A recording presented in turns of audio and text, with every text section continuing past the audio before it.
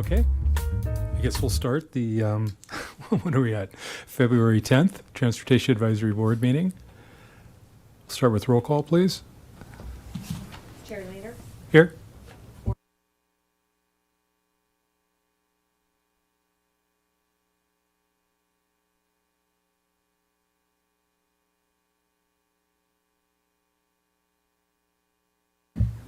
Great. I'm going to do a land acknowledgement. We acknowledge that Longmont sits on the traditional territory of the Cheyenne, Arapaho, Ute, and other indigenous peoples. We honor the history and the living and spiritual connection that the first people have with this land. It is our commitment to face the injustices that happened when the land was taken and to educate our communities, ourselves, and our children to ensure that these injustices do not happen again. That was adopted by the Longmont City Council July 13th, 2021.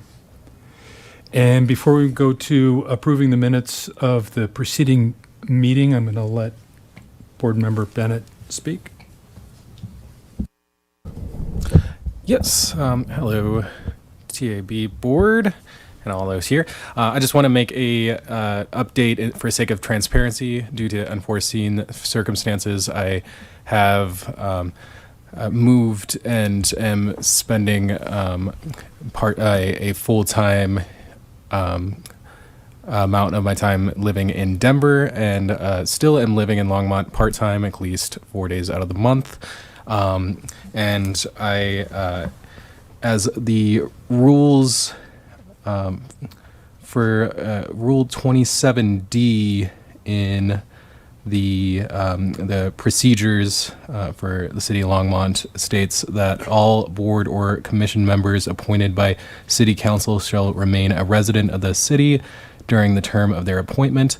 I still see myself as a resident in both Denver and Longmont, but I will wait and see clarification as it is unclear what is defined as resident by City of Longmont. Happy to serve, continue serving if I am still allowed to, as I have been a longstanding resident in Longmont for 15 years and deeply care about improving public transportation as well as all modes of transportation. So, thank you. And a little add-on to that, I think the city attorney is probably going to answer to that probably this week sometime. Phil, can you fill in anything there? Yeah, unfortunately, I'm Phil Greenwald, Transportation Planning Manager with the City of Longmont. I just wanted to state that we are working with our city attorney's office just to clarify the meaning for this. We did check with our city clerk, and they deferred it to us. And so I'm not comfortable making that decision, obviously. I'd like to get some real information from our city attorney's office before making that determination, but we'll let you know as we know more. Thank you. Okay, let's move to approving the minutes of the preceding meeting from January. Any comments or corrections that need to be made to the minutes from the January meeting?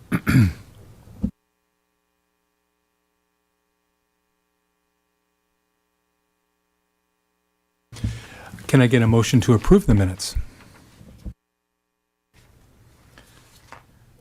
I motion to approve January 13th, 2025 minutes.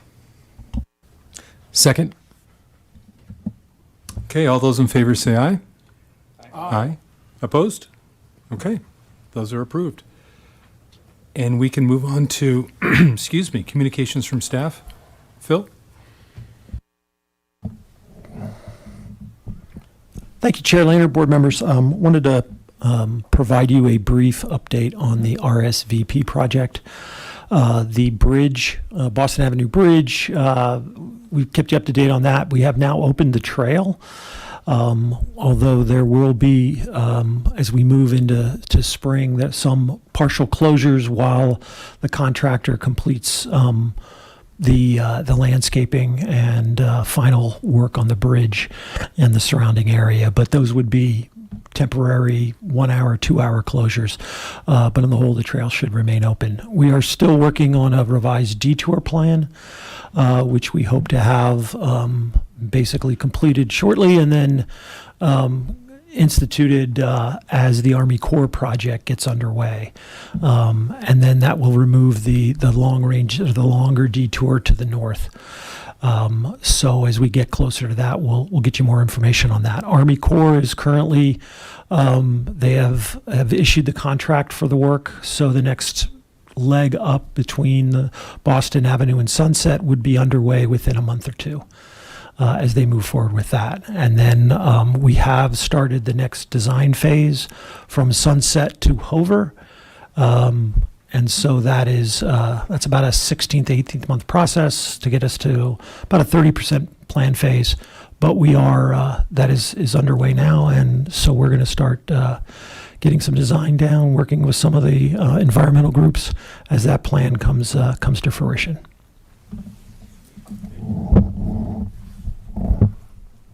Any questions for Jim?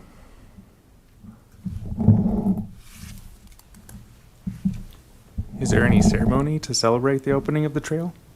It's pretty exciting. We have no planned ceremony for it.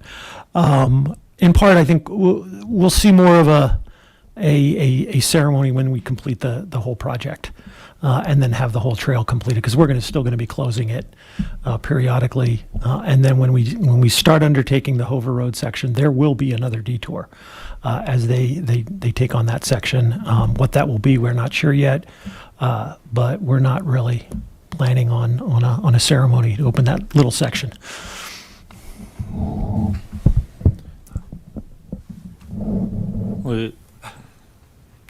Well, I guess my only question is, you mentioned design for Reach 3. Is that correct?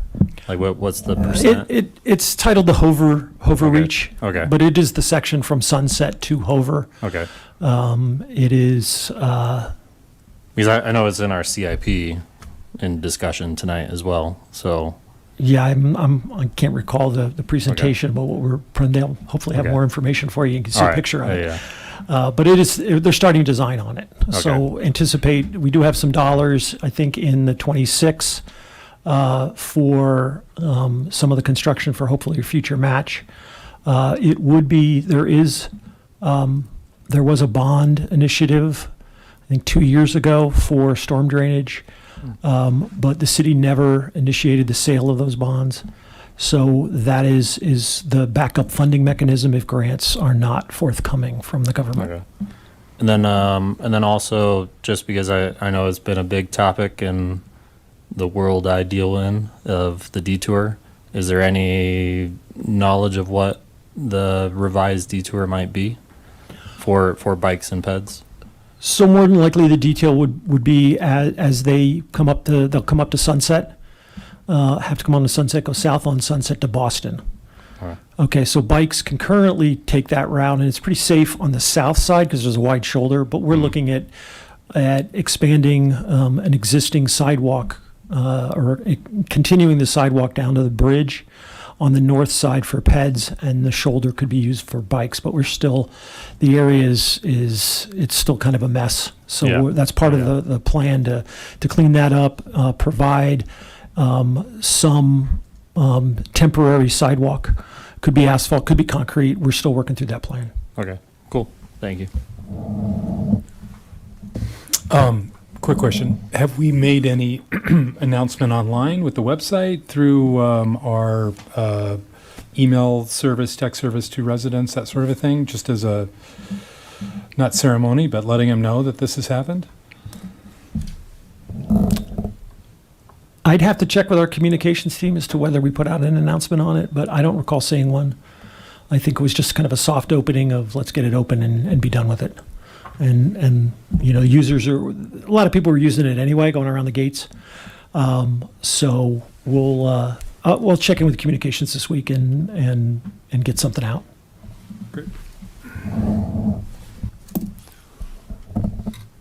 The next item we had was from Ben Ortiz regarding the winter bike to work day. So real quick on that one.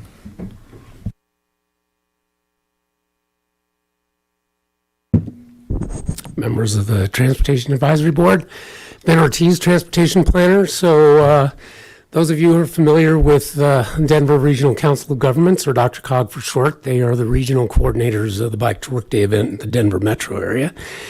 And so the City of Longmont will be hosting a Bike to Work Day, or a Winter Bike to Work Day breakfast station this coming Friday from 7 to 9 a.m. and the location is going to be weather dependent. So if we get decent weather and it's not precipitating, we'll be in the Civic Center Plaza, and we'll be serving breakfast burritos and hot cocoa and coffee. And we will also have a Ride Longmont vehicle on hand. We've specifically requested one with a bike rack so they could demonstrate to the riders on how to load their bike onto the bike rack. And they'll also have a staff person on hand to answer any questions about the service. And that's it. At the very best of times, we've had as many as 40 riders, and at the worst of times, when we've gotten into the low double digits, with people coming in with icicles on their beards, we've had as few as 3. So we will see, but hopefully we'll have some favorable weather and not too much ice on the ground. Looks like a planned forecast of about 25 degrees at 8 o'clock in the morning. So we will we'll see. hope to see you guys there.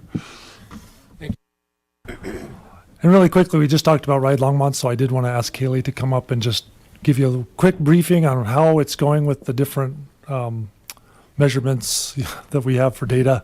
So thanks, Kaylee. Oh, sorry. Hi, good evening. Kaylee Fallon, Transportation Planner at the city. So we just hit our 2-month mark yesterday for the Ride Longmont Transportation Microtransit Service. So just wanted to give you all a quick update. So as of yesterday, at that 2-month mark, we completed 9,123 rides. We have over 1,000 active riders. And then we are looking at that average ride duration. We're still at that 12.5 minute mark. The average ride distance is 3.7 miles. And then the average pickup time, so the average time that one would have to wait after requesting that ride is 14.6 minutes. So our goal is to keep that at 15 minutes or under. So we are hitting that goal, and really excited to see that, we have over 9,000 rides in 2 months. So yeah, that was just a really high level update on the 2-month mark of service. Thank you. Quick question. With the weather, February snow, and what we've had prior, we're seeing a decrease, increase with respect to ridership? Yeah, so if the weather is severe enough to delay service on that day, then ridership on that day will be lower. We had one instance of that in January. I believe there was a polar vortex or a storm. It was very cold and very snowy, so we did delay service just for the safety, and so we did have less ridership on that day. But overall, for these past 2 months, haven't seen a huge drop in service. We've had pretty okay weather, not a ton of snowstorms so far. So, of course, we don't have data to compare that for summer months, but yeah, not seeing too big of an impact, at least for these 2 months right now. We should say that we kind of broke one of our records of daily ridership after we started charging for the service. So it was free for that first month from December 9th to January 9th. Then we actually hit that record in that January 9th to February 10th timeframe, so a couple weeks ago. Yeah, we are averaging about 150 to 200 riders per day. 2 questions. Do you have statistics on how many people start a ride and then abandon, like cancel their ride after they've requested it? We do, yes. So that would be counted as an unaccepted proposal. And so we are averaging about anywhere from 20 to 40% on the day for unaccepted proposals. Those are higher on the weekends because folks see a high wait time on the weekends, and then they say, oh, I'll just get a ride with my friend or something like that. But And if they cancel, is there any explanation, or do they have to give a reason for canceling, or it's just you cancel and that's it? currently, they don't have to give a reason, so that you can just cancel. Okay, that seems kind of high, 20 to 40%. Well, that's Yeah. typically me just like checking to see how long the wait's going to be. So I'm always sitting there going, if I'm at home, it's like how long to work on a Sunday.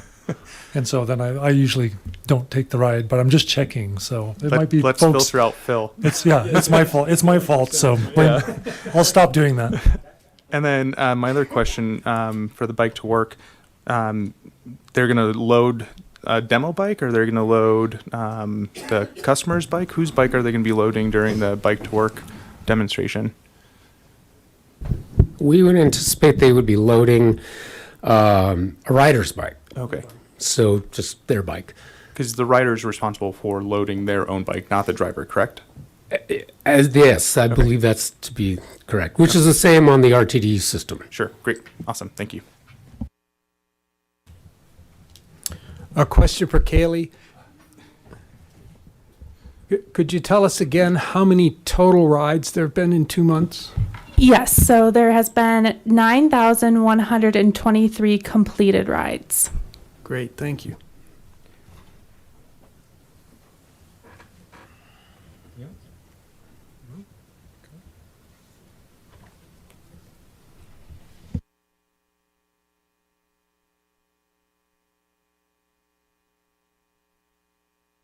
Thank you. Do we have any public invited to be heard? I didn't see a sign-up sheet completed, so it looks like we do not. Okay.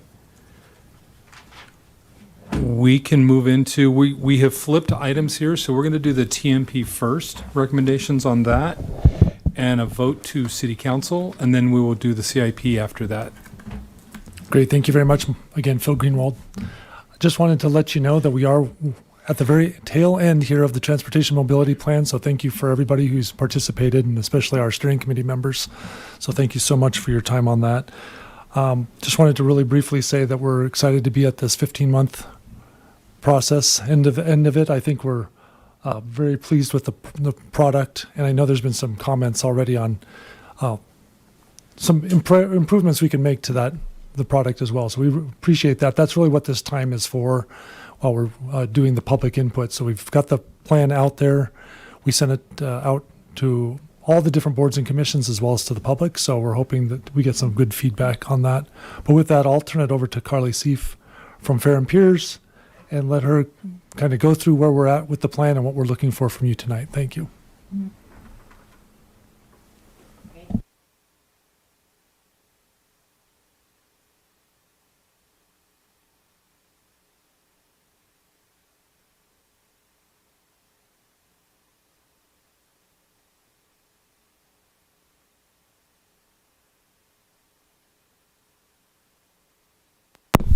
Well, there we go. Okay. Can you hear me now? Okay. Once again, Carly Seif with Fair and Peers, the project manager on the consultant side. So the presentation this evening, we'll be talking about the plan process, just a quick recap from the last time we were in front of TAB, and then going over the recommendations, and then talking about next steps. So a review of the timeline. Phase 1 focused on existing conditions. So we reviewed the state of Longmont today from a multimodal perspective, looking at walking, biking, transit, and driving, as well as safety and programs in the city, understanding travel patterns historically, looking at the infrastructure that's present today, as well as the programs that exist. We supplemented data with community outreach to understand how people feel about traveling, maybe some understanding of latent demand where people aren't traveling because they don't feel safe. So being able to pair that quantitative and the qualitative piece to create the foundation for which we built the recommendations from. We then entered phase 2 starting in the summer, where we developed recommendations for all modes for walking, biking, transit, and driving. We prioritized those recommendations and came up with an implementation plan by identifying funding sources as well as planning and monitoring that the city can do to be able to track success and implementation of the TMP over time. We also have programs and policies to supplement those infrastructure recommendations. We had a second phase of outreach to be able to tweak and hone the recommendations that we made to make sure that we were hearing accurately from folks, and that the recommendations from the TMP were a representation of the community's ideas and values and priorities. And then now we're in our third phase of community input, where we have the draft plan available for public review, as well as an interactive website so people can interact with the recommendations and zoom in on maps, as we'll see in future slides. And here we are now at the final stage, getting ready for City Council adoption. So just a quick recap on community engagement. We had over 1,300 total touch points from the community through a multi-pronged approach. So we reached out to community members by holding traditional open houses, but also a lot of online engagement for folks who weren't able to attend in person. We also went to events to where community members are, everything from Bike to Work Day to farmers markets to the Equitable Climate Action Team, so focusing on focus groups as well for more intimate conversations. So a really robust outreach process where we heard from a diverse cross-section of community members to be able to understand their transportation challenges and their priorities looking into the future. So the deliverable for the TMP has two different formats. We have an interactive story map that serves as almost an executive summary, so a really public-facing document that's easy to digest. We have a lot of maps, so a lot of recommendations that are spatial, so we wanted to make a way for people to be able to zoom in, click on recommendations, lines on the map, and be able to see more details about that specific recommendation. So this interactive web map is a great way for the city to have a dynamic place for the plan to live, so as things do change and get updated over time, those maps can be updated as well. So it's a living document. And then we have a traditional TMP, so a PDF version that is much more detailed and comprehensive for those who do want to get into the weeds a little bit more. So I'll walk through each mode, the goals of that mode, what the TMP recommends, and then a little bit more of a visual demonstration of the recommendations. So for walking, the goal is to complete the pedestrian network by filling in gaps in the sidewalk network and upgrading sidewalk locations that are not meeting ADA compliance. So we created a prioritization process by developing an index of different inputs to understand where is it most important to have a complete and ADA sidewalk network, acknowledging that this is a really expensive undertaking, and we want to be able to provide a prioritized list of locations for the city to go through to be able to implement as funding becomes available. So the interactive web map shows key destinations, which was a way that we informed prioritization, as well as transit routes, and then the different tiers.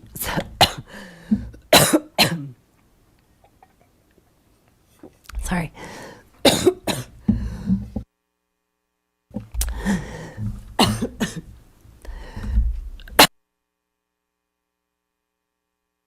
Sorry, the end of a sickness.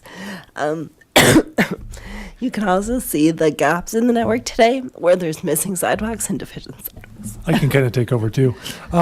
So it shows the deficiencies in the sidewalk system. You'll see that there's different tiers that we're looking at, and I think I've seen these before, so just to kind of give you a heads up, the tier 1 is really those arterials that have bus networks as well. So obviously we're trying to get people safely to walk to those different elements. That's really the top tier, top priority of our network.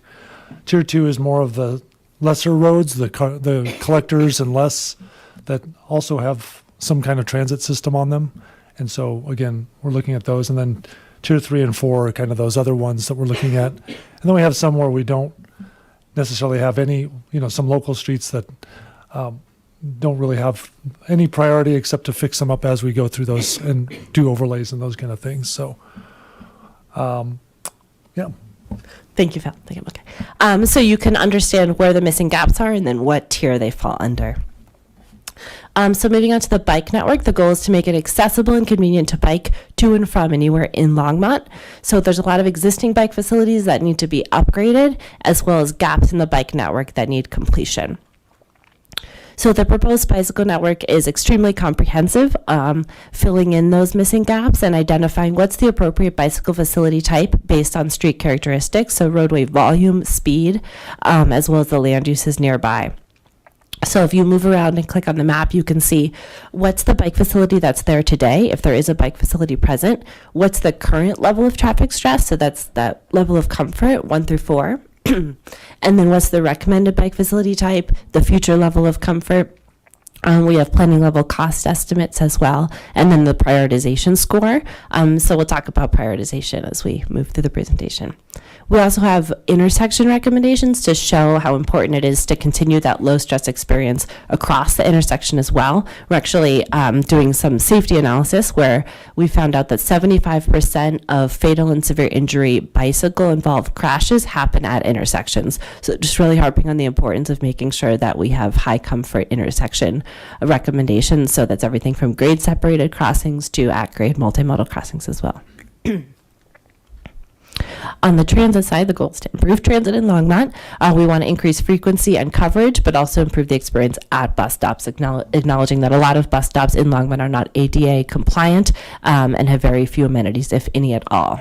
So we have a set of short-term recommendations and a set of long-term recommendations for improving transit.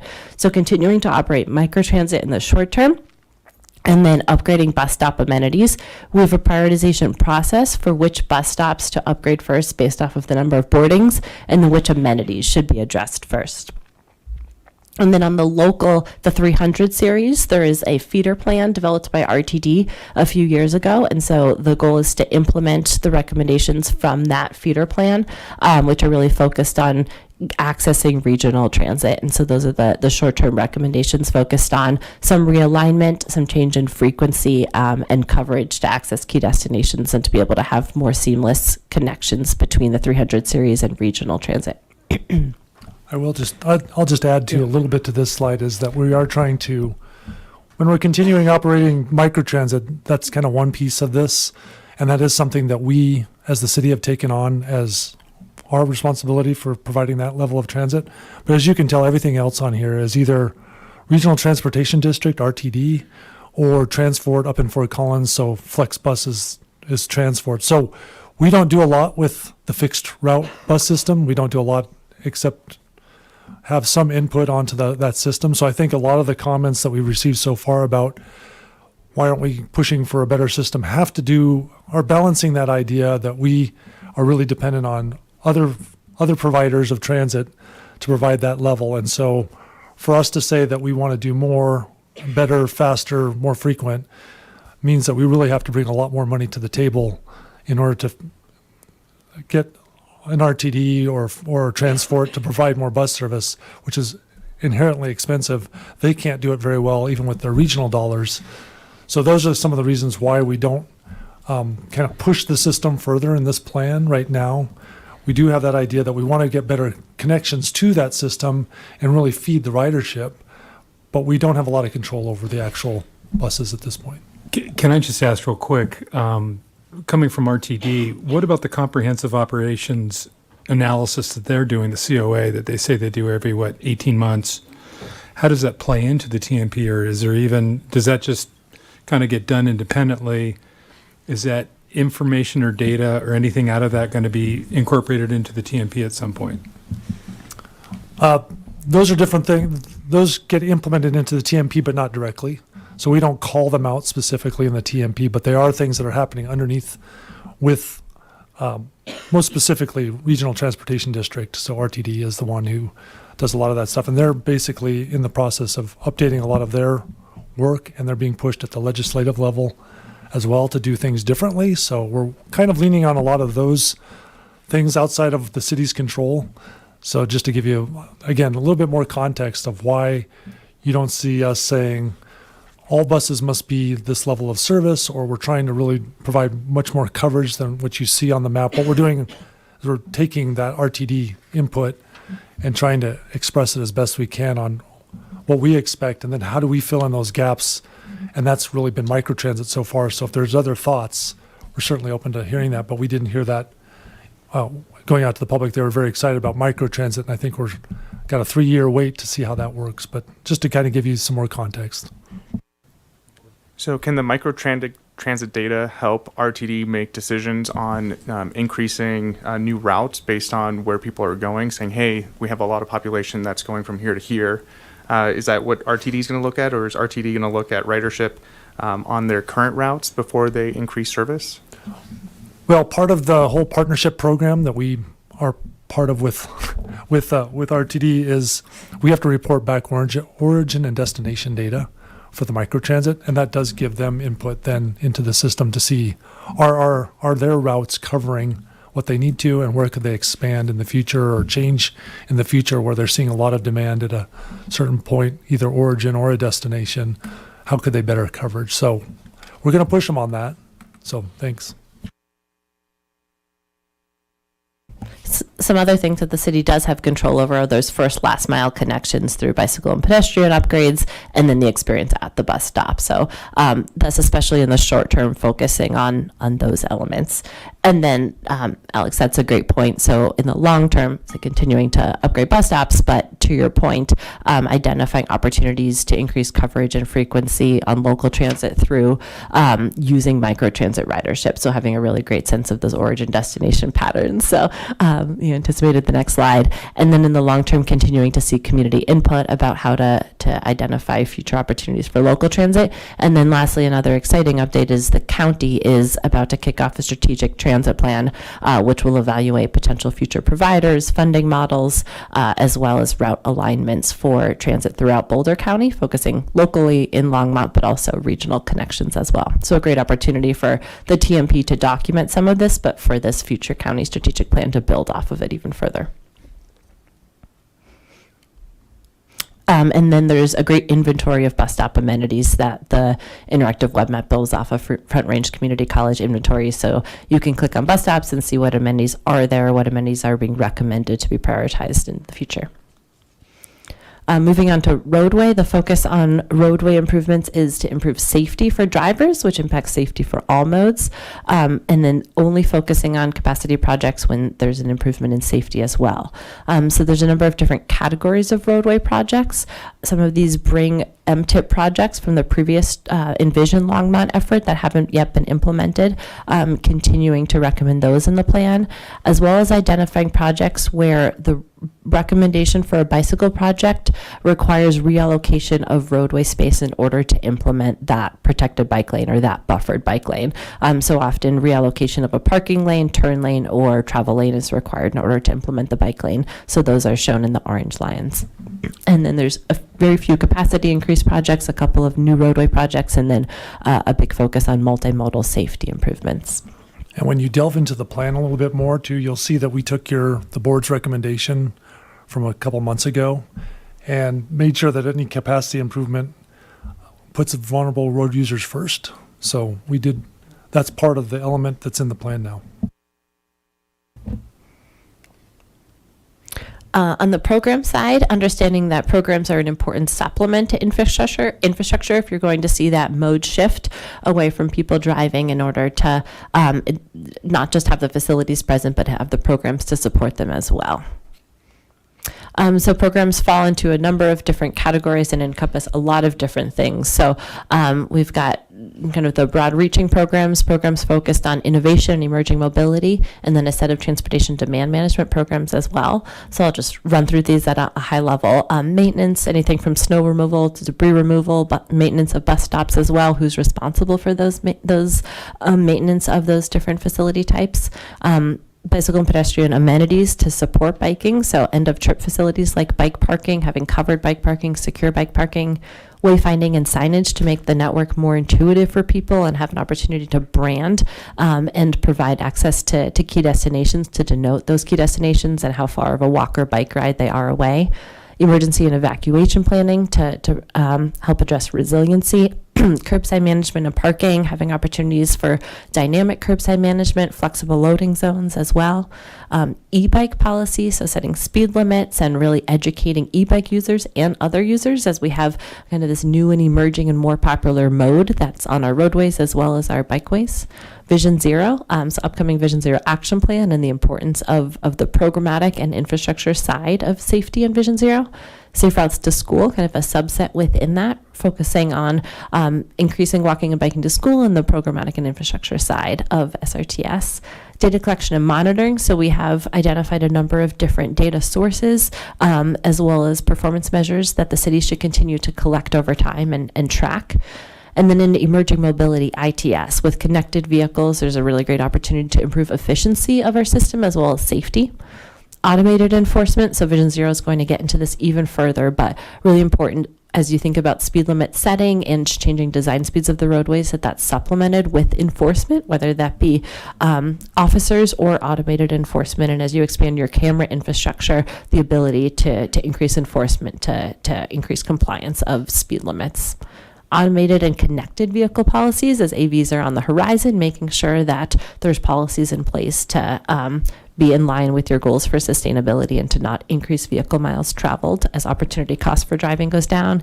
EVs, expanding your EV fleet and your charging station to promote more EVs, both city vehicles as well as personal vehicles. Shared micromobility, so building off of the Commuting Solutions Northwest Bike Share feasibility study, identifying opportunities for docked bike share within the city of Longmont and thinking about its regional implications. And then car share, expanding Colorado car share, other car share vendors' presence. And then lots of TDM, the policy side and programmatic side to encourage mode shift. Implementation. So all projects in the plan have been prioritized based off a number of different factors that were community-based, very data-driven process. Things such as equity, so demographic information, safety, what's the crash history of the location where that project is recommended, access to key destinations, all play a role in what projects were identified and prioritized first. We have a plan monitoring table for the city to track those performance measures over time and track success of implementation of the plan and hold the city accountable and have a public transparency element. And then we've identified top 3 priorities, just distilling a lot of the themes in the plan, that safety is the most important driver of project prioritization and project identification too. Improving the bike network through a comprehensive and connected set of facilities, and then transit investments as well. So next steps are a request from TAB to go to council on February 25th for approval of the TMP. And then as Phil noted, the PDF and the interactive web map have been open to the public and comments closed tomorrow.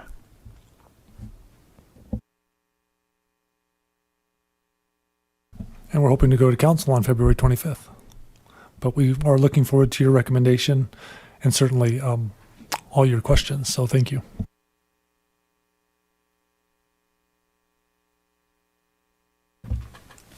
Trying to think of the best way to handle this. Do we want to make it an open forum? Would we like to have our questions per member? I'm fine with it being open. Okay, I would agree with you on that. I do, real quickly, just want to ask on the statistics that we've got listed on page 8 that were polled. There might be some confusion. Those aren't national statistics. Those are statistics from or for the City of Longmont. Do we have a clarification on that? The existing conditions summary came from national data sources focused on the city of Longmont. Okay. So using community survey data, American Community Survey. Thank you. And we can add text to make it clear that this is City of Longmont information.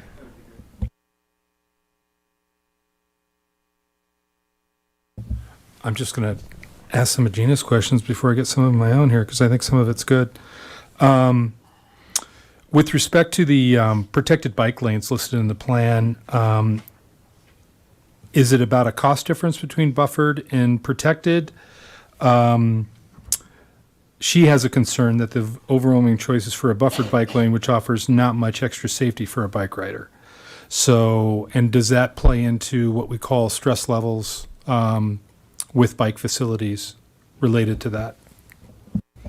Yeah, so 2 reasons for recommending buffered bike lanes instead of protected bike lanes. Often roadways that have a number of driveways, protected bike lanes are confusing to users and it's unclear where the driveway is and where the bike facility is, and the bollards are just infrequent because you have so many driveways. So collectors tend to have a lot of driveways, and a buffered bike lane is considered a comfortable facility, a low stress facility based off of the volume and speed that you traditionally see on a collector. So we tend to recommend protected bike lanes on arterials and buffered bike lanes on collectors due to the speed, volume, and number of driveways on collectors. But if there's specific roadways that have a buffered bike lane recommended where you think a protected bike lane is more appropriate, we can definitely consider that change of facility type. For protected bike lanes, I see that parking might be on the side and then the bike lane and then it's protected. Can we just put the bike next to the curb, move the parking away, and that's the protection between the traffic and the bicycle? Yeah, so a parking protected bike lane would still need a buffer, a door zone. They end up taking up more width. You can definitely do a parking protected bike lane, but it does still need a buffer space. The door zone, you also tend to get, if you have high turnover parking, the people accessing their vehicles crossing the bike facility, which can cause conflicts between pedestrians and bicyclists. So in certain corridors, it makes sense to have parking protected. In other times, it is safer and more comfortable for parking to be against the curb and for the protected bike lane to be on the inside of the roadway.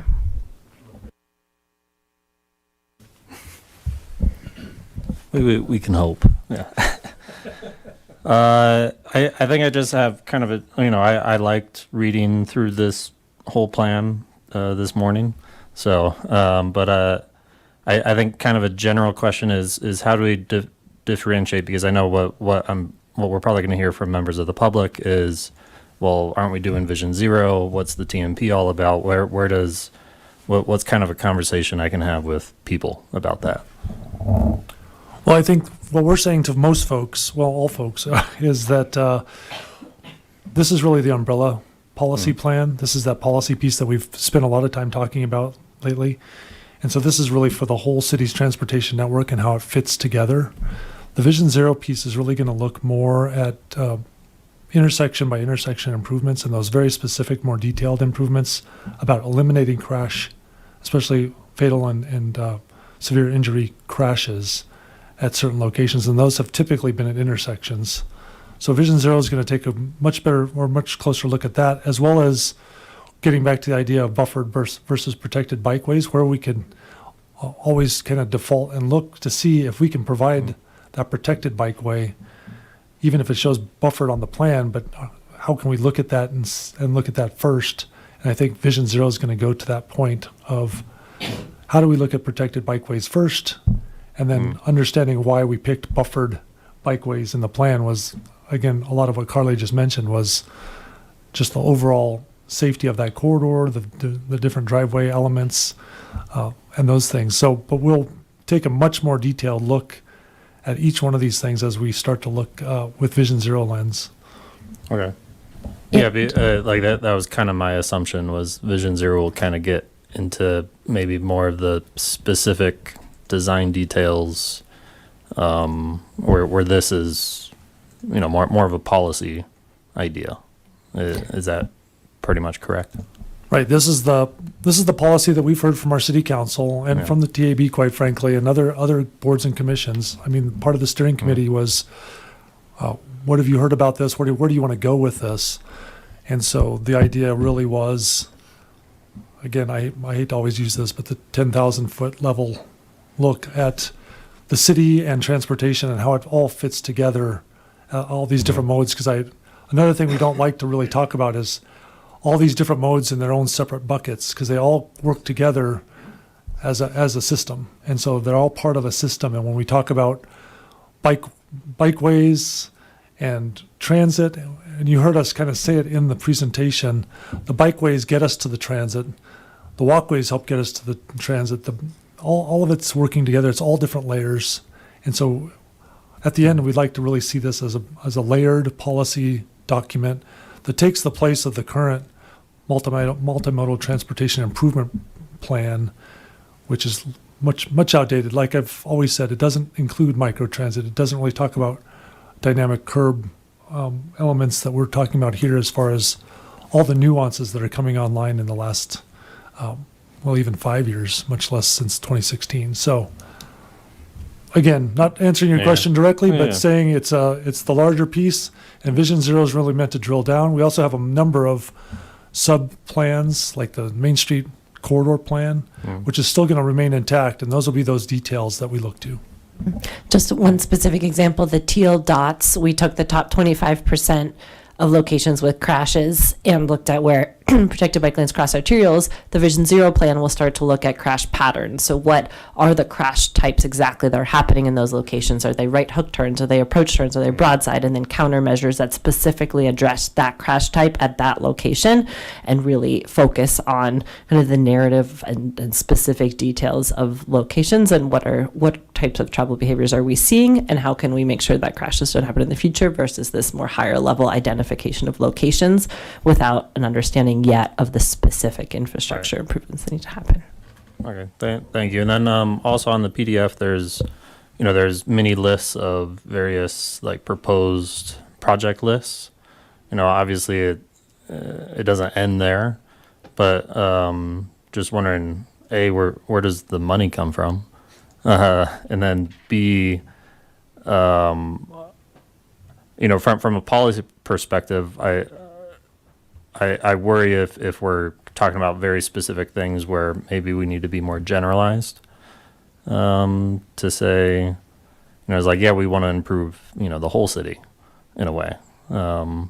We're limiting to, 20 projects or more. So I don't know if that makes sense, what I'm trying to talk about.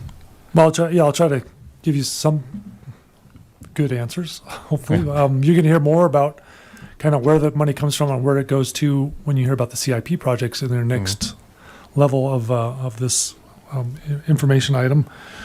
But where does the money come from? I mean, we continue to try to leverage our city dollars wherever we can versus state, regional, and federal dollars. And I think you've heard that. As long as any of you have been on the board, you've heard us talk about how we've done our best to leverage those different pots of money.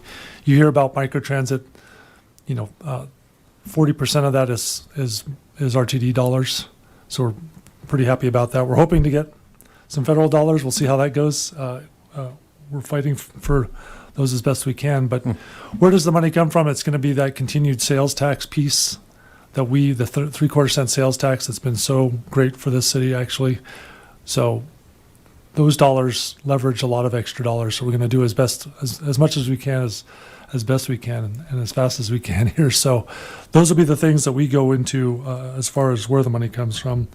And then the generalized view of these is, I'm not sure if I understand your question completely, but I think what you're saying is, are you looking at the entire city for these projects, or are you just focusing on certain? And I think this plan really takes a lot of effort to look into the equity-based projects. So places that may not have seen projects in the past may have been overlooked, and not by anybody, not in a purposeful way, but just in kind of a general sense of where the needs were.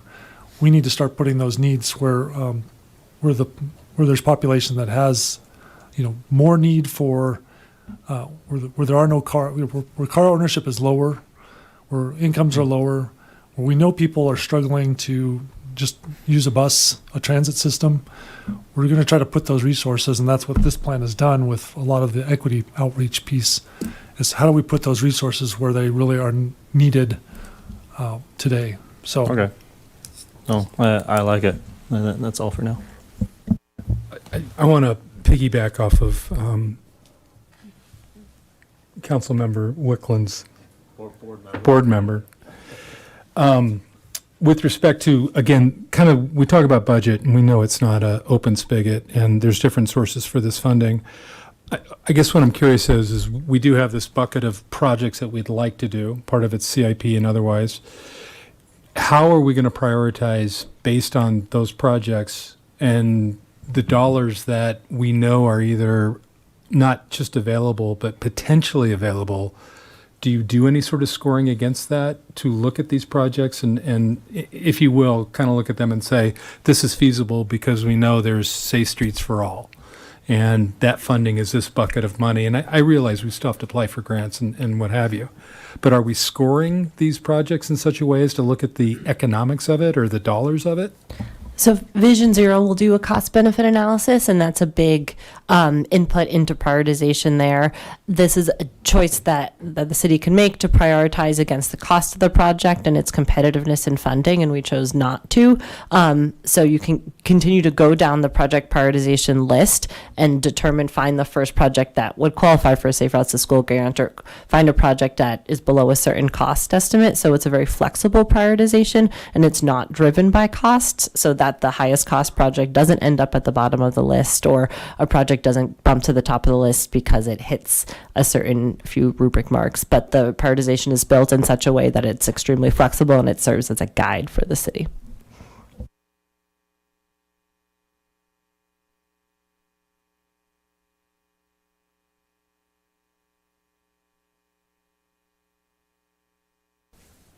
Yes. So my first question is, so since it's a living document, what does the process look like to update this document? Yeah, so the interactive web map or story map and the map post pieces are what's dynamic. So as your shapefile changes of what bike facilities exist today, that will change. As the bus stop amenities change, that piece will change. So really focused on the map part more than anything. Nice. And some things that I see that appear missing. Well, I first want to commend you on the local piece. There's a lot more transparency and understanding what the future of the RTD local is, but I'm not seeing as much when it comes to the regional maps, as the bus staying at the Longmont Firestone Mobility Hub is mentioned, but the bus staying service that goes from Fort Collins to Denver is not explicitly mentioned. And there's also no clarity on RTD's plans to what they will do with the J route or the LX, if they're going to bring those back, and if there's any intention on that, as well as there's one more. Yeah, but I digress. I just am not saying as much on the regional part of this. Mm-hmm. I believe we focused on regional routes that go through city boundaries, and although that bus staying goes to a hub that is accessible from a route that goes from city boundaries, it isn't within the city. So definitely finding a balance of that's going to be a great asset to Longmont users, but focusing on the 119 East connection more so than the north-south connection outside the city. And then hard to convey the transition from the Bolt and the J to the 119 orange and blue. Is that what you're referencing? Yeah. I'm just I see all the proposed and there is a map that that has little dots that suggest these regional things, but it's just not explicitly laid out, and so I just wasn't sure. If you click on those lines, there should be additional information, but I believe it's conveyed that the J, it's transitioning to BRT in the future. J is existing, and orange and blue lines are shown as BRT in the future. Okay. With those connections, but we can make sure that that's all clear. Yes, that'd be great. Thank you. And if it's helpful to add bus staying on I-25, we can do. I think it would be good to mention the bus staying as being, again, part of that layer. Yeah, because that really also does help readers understand why we are going so far east on Ken Pratt. And additionally, I'm not seeing there's the on the local service recommendations map on page 50, it does say the First and Main Transit Station, but it doesn't explicitly mention that it's not only proposed, but it is an inevitability. And so I think that would be also an important future, something to put in the future goals, as well as it would be such a big change to have that mobility hub at 66 and Main. And that's not meant, it's once again shown in the map, but just there's no mention of what's going to be of there. If I remember correctly, RTD said that they're planning a park and ride, but I'm just not seeing any mention of it. Yeah, and the plan leans heavily on the map. So if you go in this map and click on that dot, it expands and you can see State Highway 66 park and ride, and we've drawn a buffer of where increased land use density should be within a quarter mile of those park and rides as well. But we can add text referencing that. Nice. Great. Yes. Overall, I really appreciate the pragmatism of there is a lot of clarity over what the goals are in these sections, and I do appreciate the interactive features. So thank you.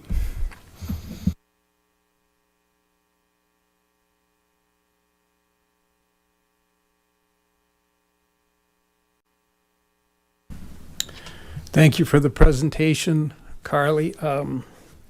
Overall, I want to compliment you on a well thought out, well executed draft document. Phil or Carly, could you put the PDF up on our screen of the full draft?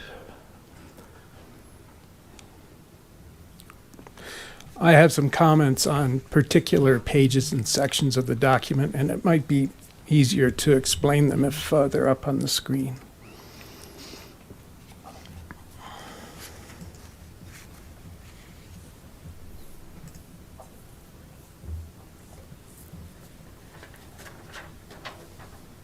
There we go. Starting on page 17.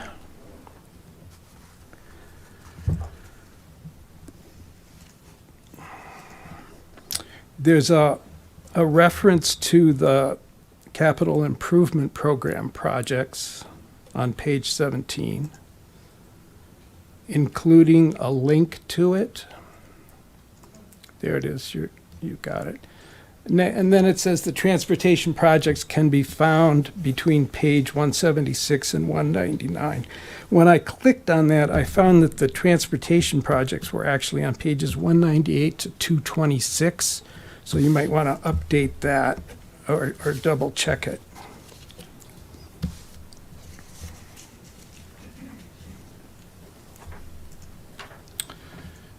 And then going to page 20,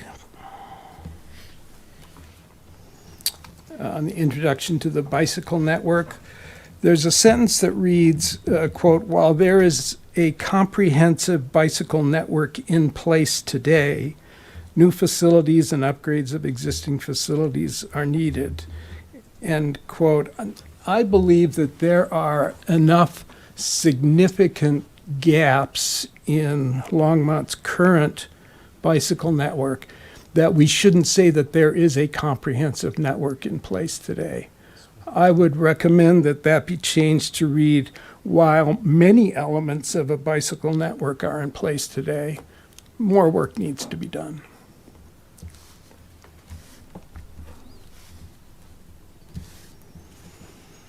On page 36, that is part of a very large table 2, which is titled Recommended Bikeways Project List. And I was really impressed at the level of detail that went into this table. I mean, there must be hundreds of prioritized projects. But my question is, it has to do with ID numbers 116 and 117. Are all of these projects and roadway segments supposed to be in the city of Longmont? Yes, at least one termini. Okay, because I think this area that includes Craig Road, Schlegel Street, and North 89th Street is one of those unincorporated Boulder County inholdings in that part of town. So you might want to check on that.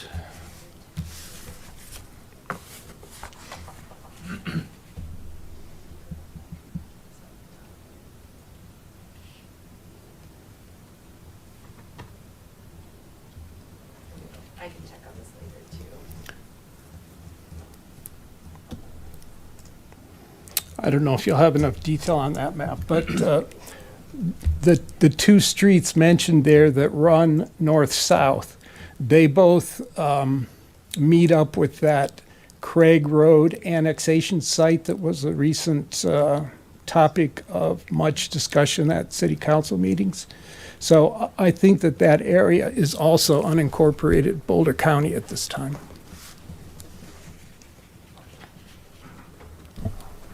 I think we just wanted to say that we want to work with Boulder County to make these connections because they're critical to people getting through Longmont. We've heard this a lot in public meetings recently. annexation projects in these areas. So what we were trying to do is meet that intent of, we have a system that's really good on either side. Yeah. How do we work with Boulder County to meet, to fill the gap? Yeah, maybe that deserves a footnote or an asterisk or something. Going to page 43.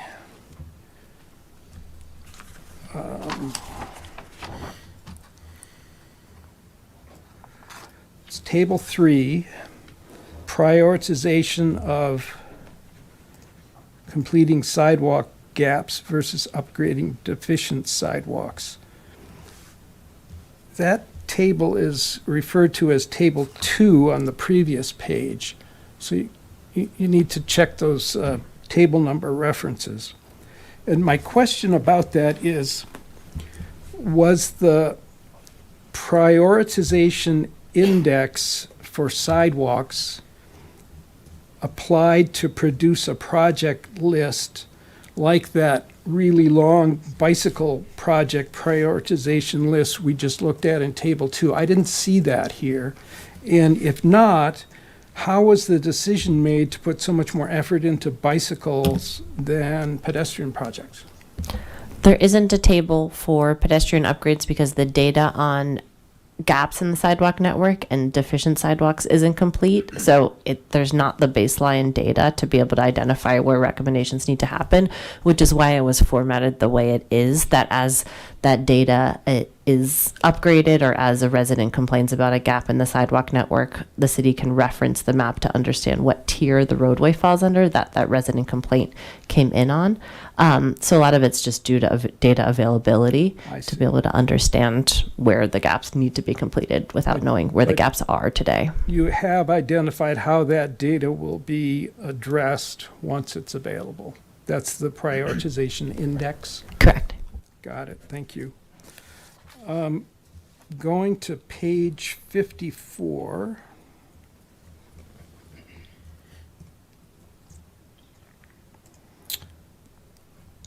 Community support for future transit. Now, in this table, the Airport Road corridor shows up as a close second in gauging community support for future transit routes. But the future plan for the 3 series routes does away with the very limited existing Route 324 service that there is on Airport Road. There's about a half a mile between Clover Basin and Nelson where the 324 runs, and that's proposed to be deleted. So I'm wondering, why was this table even included if what it indicates wasn't taken into account or didn't really affect the plan? And I have another similar comment. There's a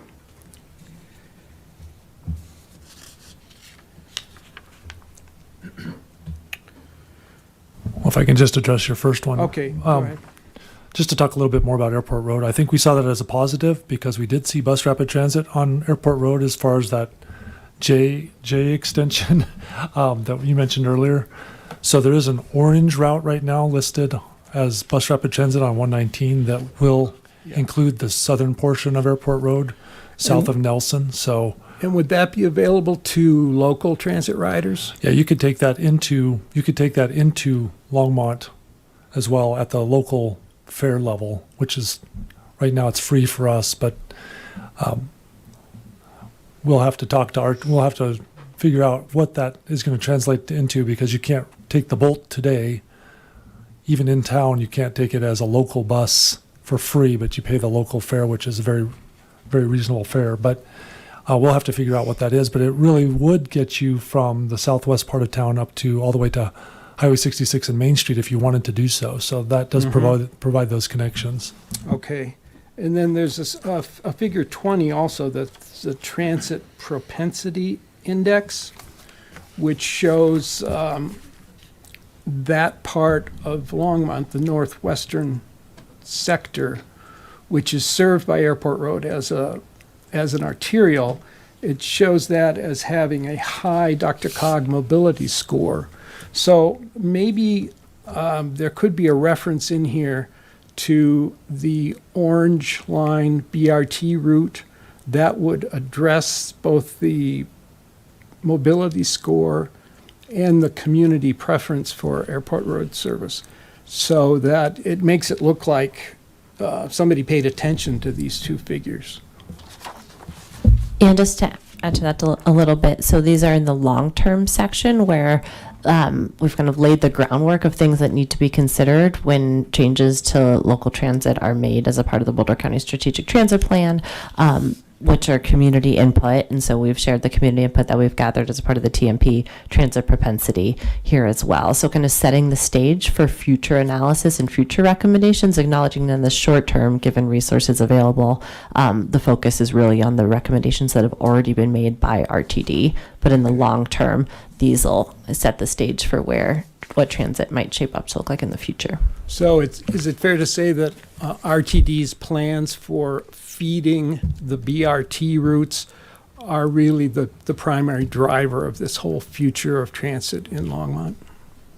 Part of the layer, yes, they're going to expand services where we've never seen services before, but some of the expansion will not help some of these other pieces. So we're looking at the layering of, I hate to lean so heavily on it, but microtransit as part of this, because here's some areas, high propensity of transit ridership, but we've tried transit in these areas and it's not done well in the past. So I think RTD has a tough time going back into these areas to try to test that theory, what we see on the map. So how do we prove it with microtransit and use that data then that comes back and says, yeah, people are wanting to ride it from there. That is a critical origin for microtransit. Or how do we cover it in other ways besides fixed route? But we do want to make sure we have a fixed route near there. Mm-hmm.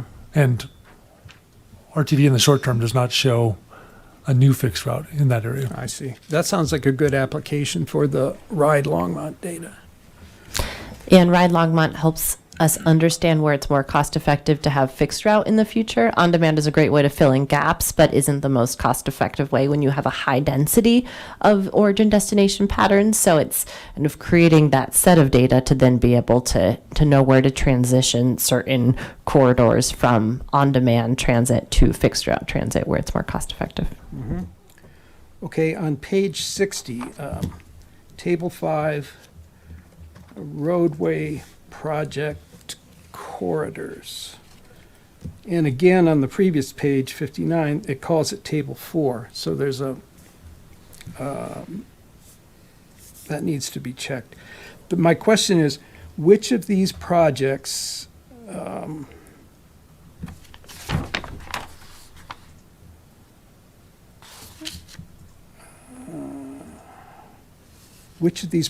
would result in 8-lane intersections?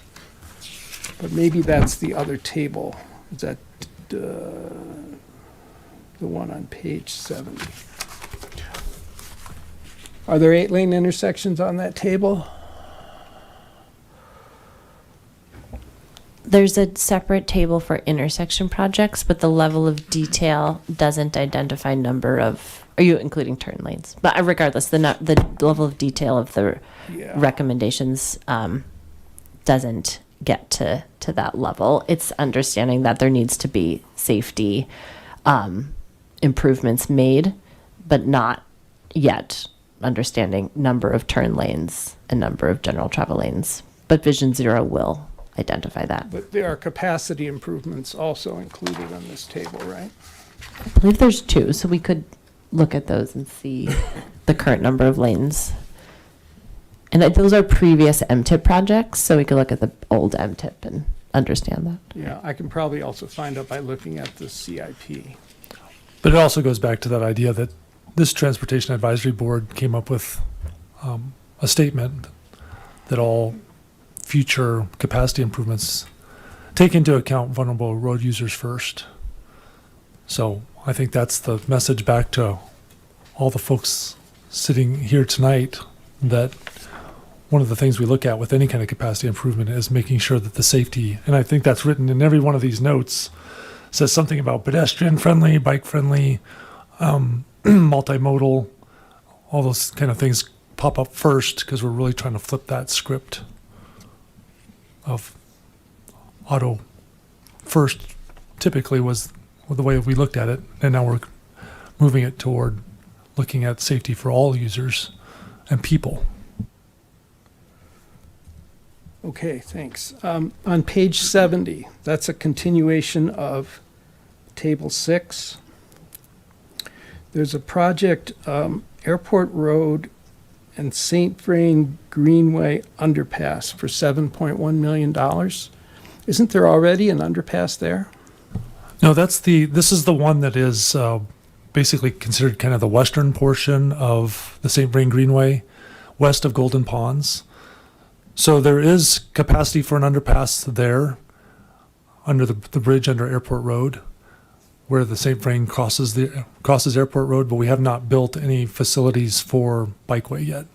And so this would be part of that. And I wonder if the 7.1 is a little over the top for the price of that, because I think we have most of it, I won't say ready to go at all, but we do have the bridge in place and we have the capacity underneath to facilitate that greenway. All right, I guess I was thinking of another underpass that's just east of the airport runway. That's We not do have considered- one there, Likens Gulch, yeah. That one does exist, you're correct. Okay, that's Likens Gulch, But and it's not this one has considered been to planned- be part of St. Vrain. Yeah, this has been planned for the St. Vrain Greenway, with a future extension to Lyons, basically, is what that was considered, I believe. Got it, thank you. On page 75, automated enforcement. It reads that a strictly data-driven approach might place red light or speed cameras in locations with the highest number of collisions. I can see how that might be good data for red light cameras at intersections where you want to find out where the collisions are happening. But why not use specific data about speed to inform the placement of speed cameras? Is there data available from traffic tickets written, or those mobile units that I believe now can record speeds as well as just notify drivers of how fast they're traveling? We could add that to the sentence. Is there speed data, There is. specifically speed-related data? I mean, as you mentioned, the police department does include where they set up for speed enforcement. And so we can certainly add that as part of that sentence if you'd like. I mean, that makes sense. Okay.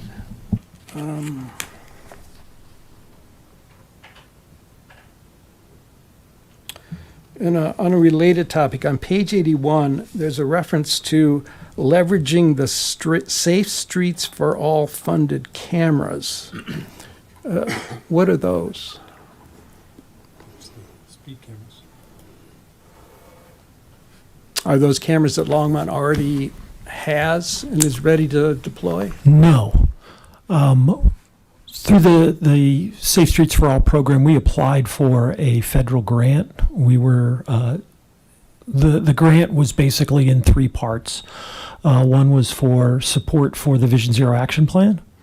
One was for a new study for sight distance at residential intersections, and then the third was financing for what we call off-network intersections, which is outside of the DOT CDOT realm.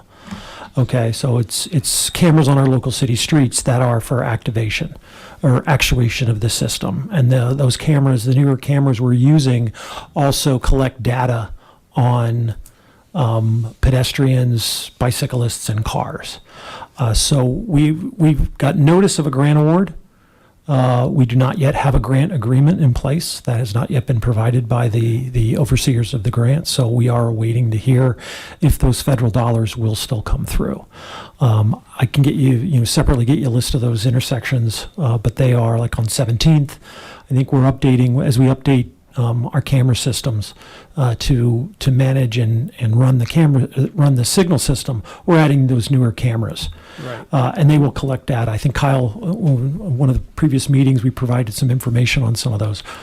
So that's what is the Safe Streets for All grant we're Okay. looking on. Got it. Yeah, I remember that presentation from a previous meeting.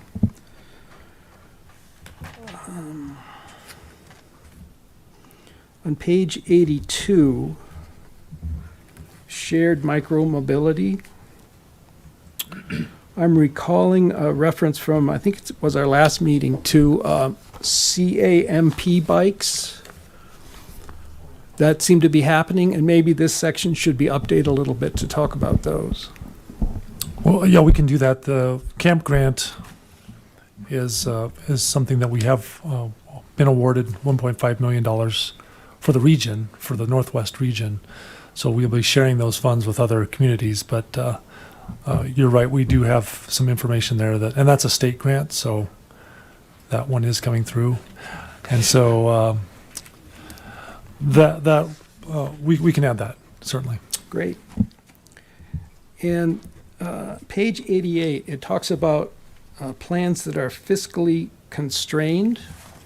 And I understand that means there has always been $2 million allocated for bicycle projects. And I'm wondering why, if the city is inverting the transportation modal hierarchy, why wouldn't the fiscal constraint for bicycle projects, or if there's a similar constraint for pedestrian projects, why wouldn't those numbers increase to reflect the policy changes that the city's putting in place? The numbers there in table 9, they just assume it's always going to be $2 million a year out into the far distant future. Why not consider increasing the funds available for pedestrian and bicycle projects?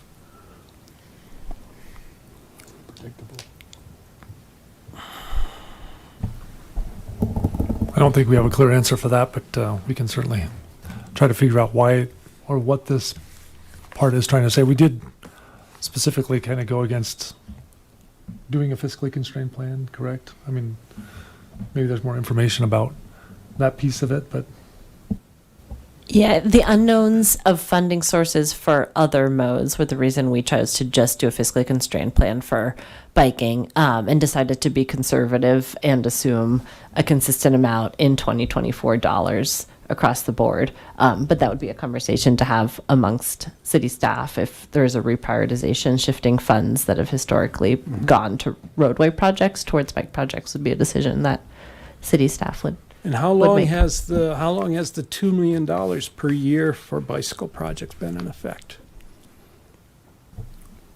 I think we worked on that as part of this plan. I mean, it was to pull out the elements of all projects that included bicycle pieces, and you'll see that later in the CIP piece too, where we have projects that are part of the CIP, but they also include a bicycle element. So we tried to pull out those elements for bike and ped actually, and see how much we were actually allocating to these projects, because we always call them roadway projects. Roadway is transit, bike and ped, right? So, and there's also a vehicular component to that. So I think we were trying to pull some of that element out to make it more fair toward what we do for bicycles, because we really weren't taking credit for a lot of that work. So this isn't a $2 million limit that has ever been in place. This is something that was estimated for the purposes of this plan. I understand. Okay. And it certainly doesn't tie the city to those numbers. It's a way to understand how many miles of bike facilities do you estimate you can implement a year based off of historical CIP investments, and then gives a sense of how many years will it take to build out the whole entire proposed network based off of this estimate if you were to continue at the current rate that you have historically, just to give an understanding of, are we building a network in 2050 or 2040, to know what the horizon year is for this. Great. Thank you for answering all my questions. I have one more. You've received comments and questions from our board tonight. Would you still like us to fill out the survey?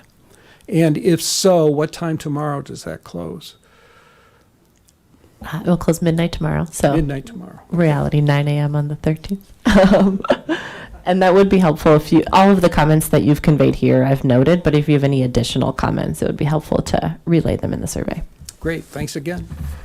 Also on page 88, it says table 8, but it is listed as table 9. So I saw that as well. We'll correct all the table numbers. They're all linked, but I think that they just need to be refreshed.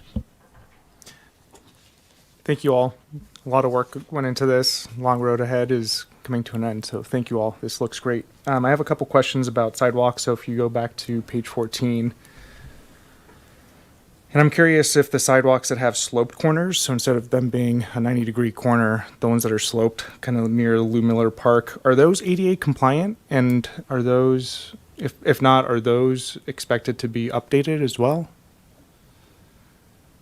So instead of being a corner, they kind of slope down.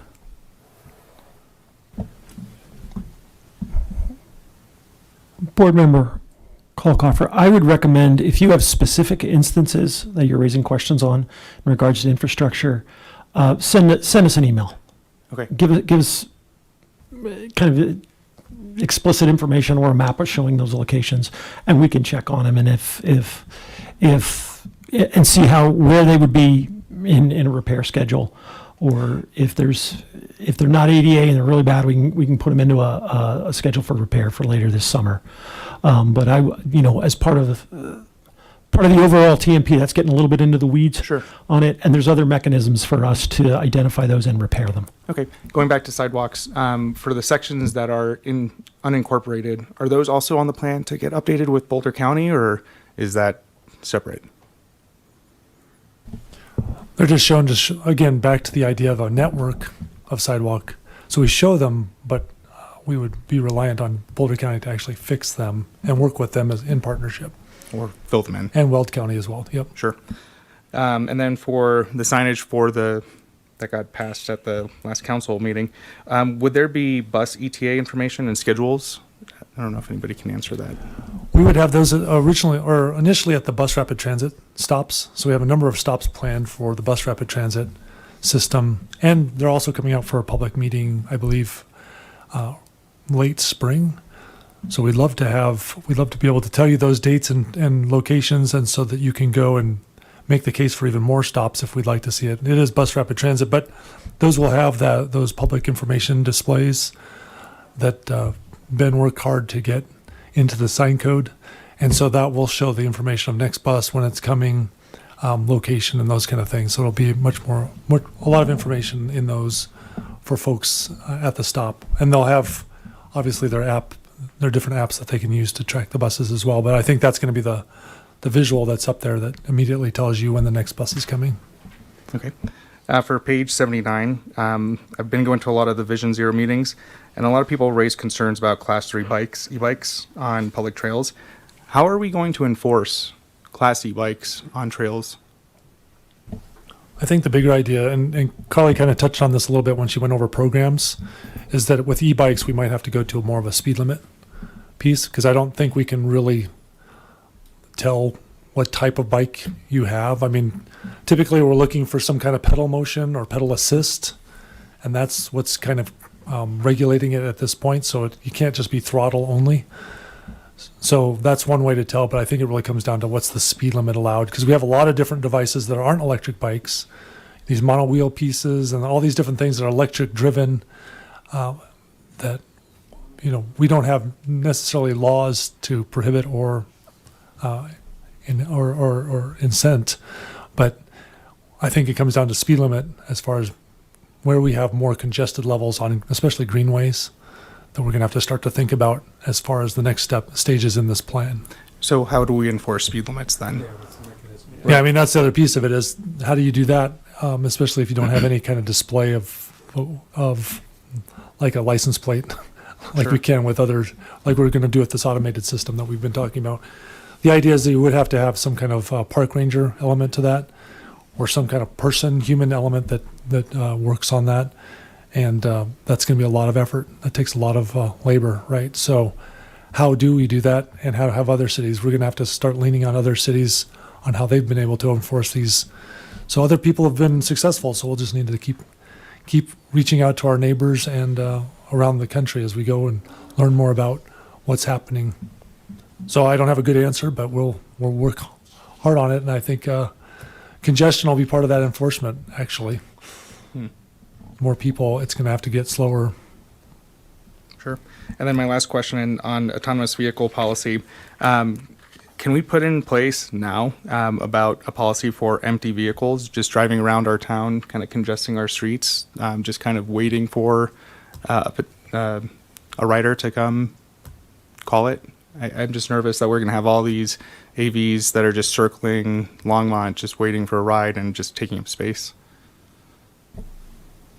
Well, certainly with direction from City Council, we could do that, but I think we'd want to see it at least start to come into the state.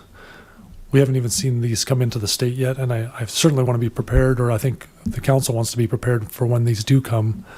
But it is, right now, it's kind of a weather-dependent kind of piece of infrastructure, so we need to kind of see how other folks have been dealing with this, and what the rules you want to put in place that will regulate that, what they're trying to do or not do.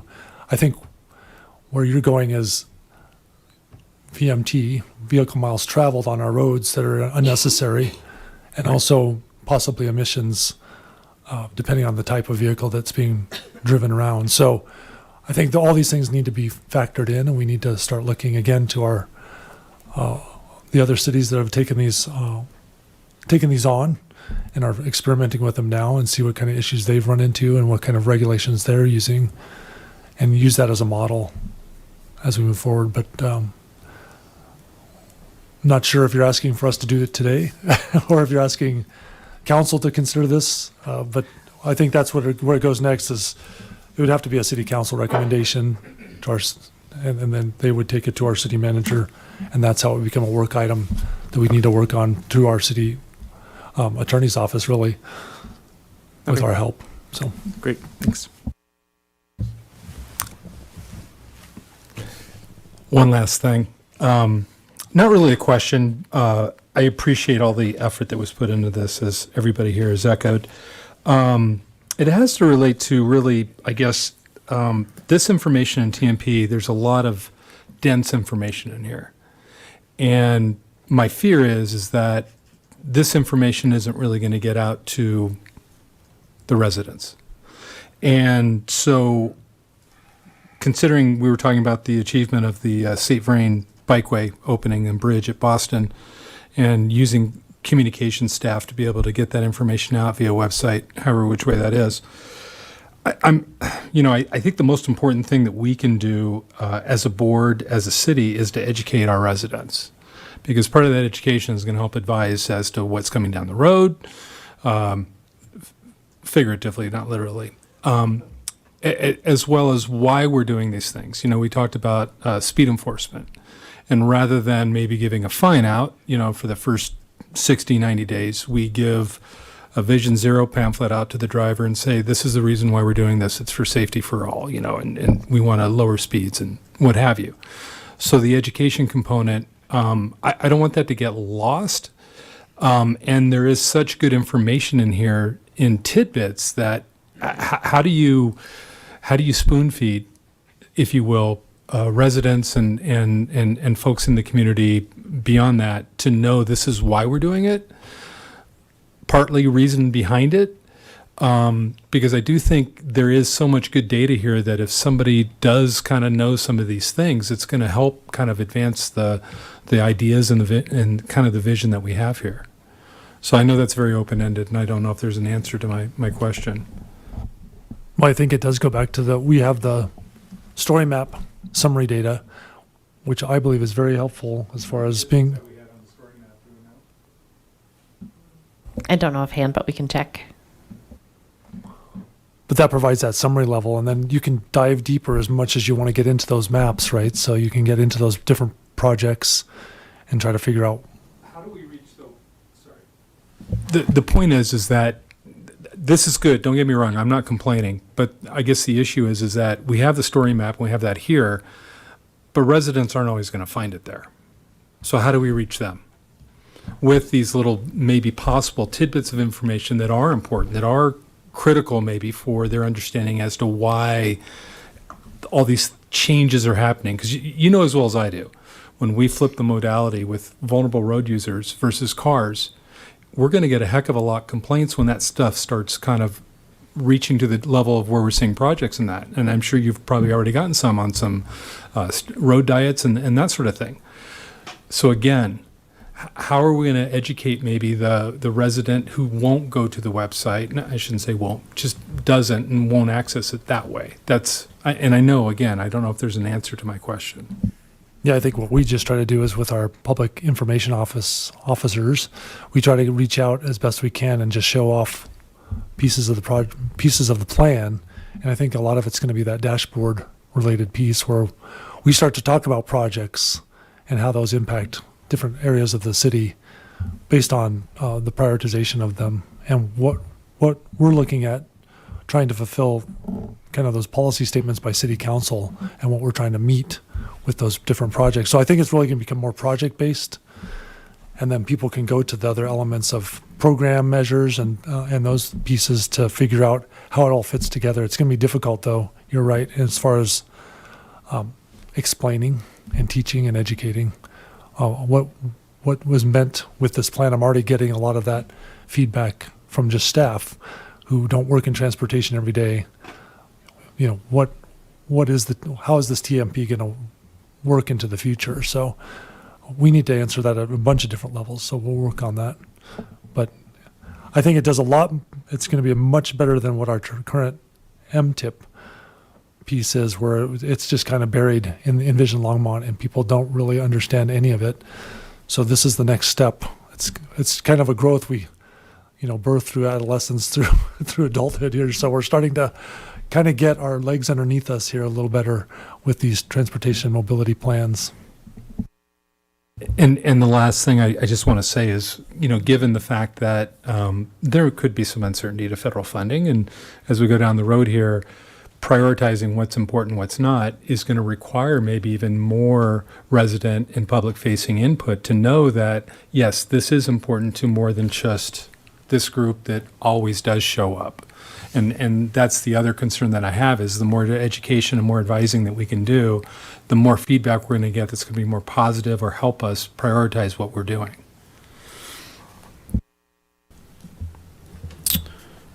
To respond to Chair Lehner's question, I'm thinking about the newsletter that the city inserts with utility bills. And I believe those are mailed out even to residents who specifically asked to have online-only accounts. So that might be a way to put in a reference to the story map, a link to it, and you might get a number of hits that way. Or the online, even the online portal. Maybe somebody would click on it to see. Sorry, I don't have my mic on. There's also a vision statement that hopefully encompasses the future priorities and this modal shift. So even if folks don't click on the link, maybe just stating that vision for the future of transportation.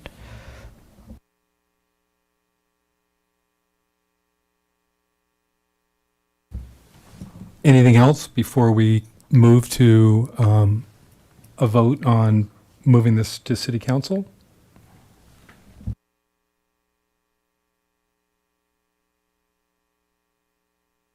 So I guess we can maybe just get a motion to vote, because it sounds like everybody has exhausted their questions or comments. Councilmember Yarbrough, do you have anything you want to add? Okay. I just wanted to check in. All right, let's go ahead and, if we can, move a motion and vote.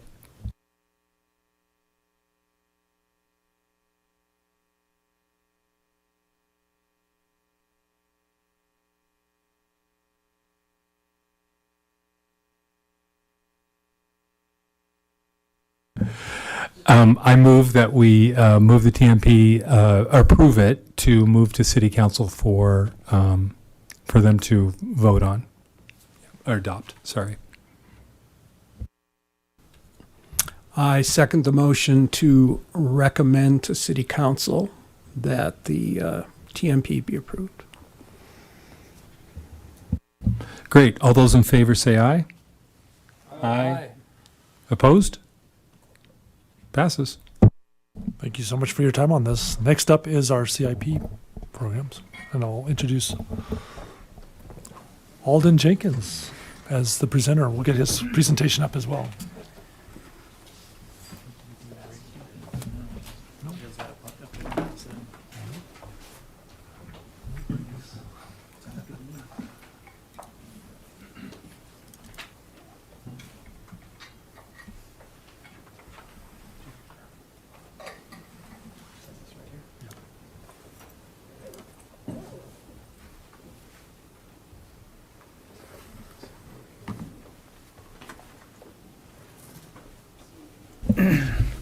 All right, good evening, Chairperson Lanier, TB members, and Council Member Yarborough. My name is Alden Jenkins. I'm a senior civil engineer within our Transportation Engineering Department. Tonight, we're going to provide an update on our 2025 Active Capital Improvement Program, project program. Joined tonight by two other staff members to help with the presentation. I have another senior civil engineer, Alex Donaldson, to join in part of the presentation, and then also senior project manager, Sarah Kreitcha, who is from our Parks and Natural Resources Department. A little bit different from previous presentations where we've usually just focused with our transportation engineering group. We have expanded to include a few projects from our Parks and Natural Resources Department that are transportation related. So we are going to showcase some of our projects that are included in the communication that you received this evening. I'll let the cat out of the bag right now, actually, for TAB member Wickland. We do not actually have the RSVP represented in the presentation, unfortunately, but we do have staff here to be able to provide an update and more information on that as needed. Quick clarification.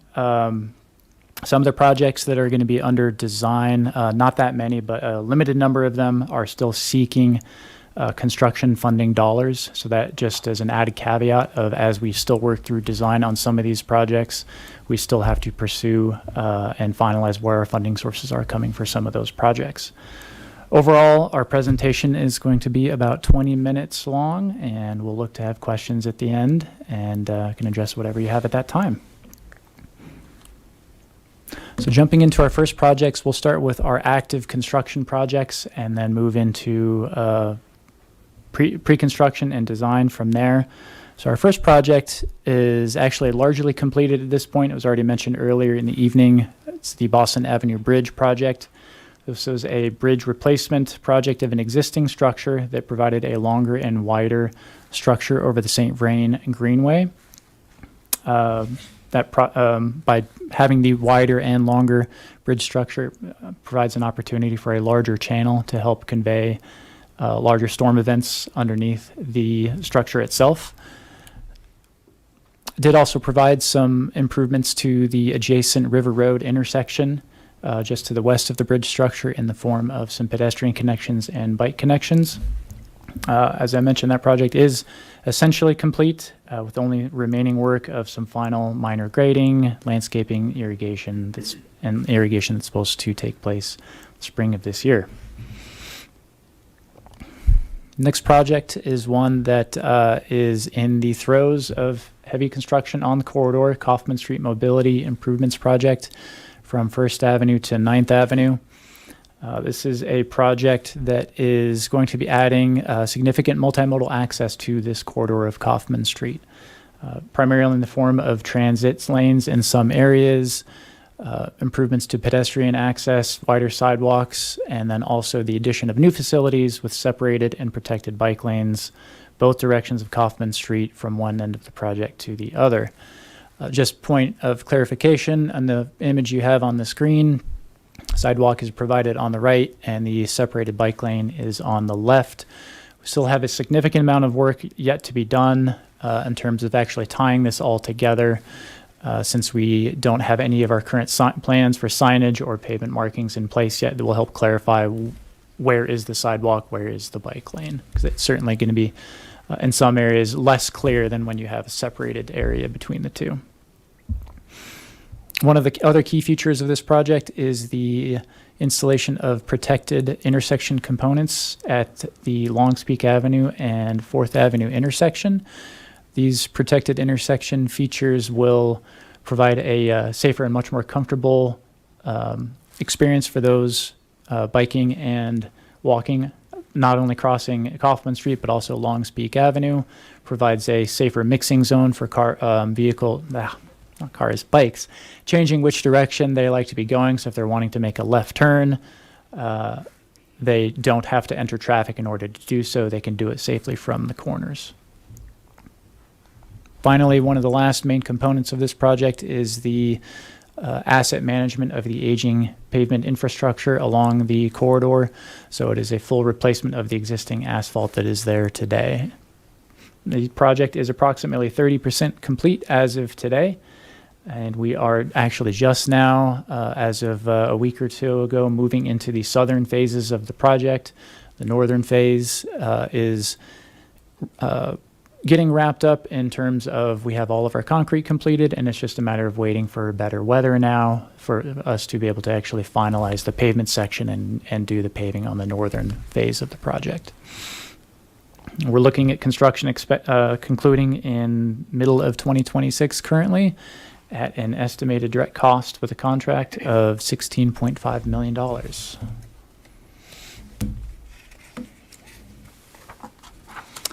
Moving on from our projects under active construction, we've got our pre-construction projects now. So design essentially complete, and we're just in the phase between that and actually advertising the project for bid.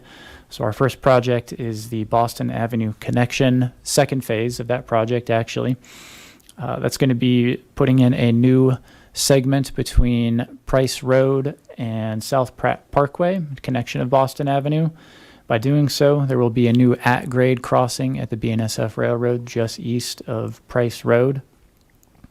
Alongside that at-grade crossing will include some quiet zone components, so it will not be a new crossing. It will be quiet zone compliant.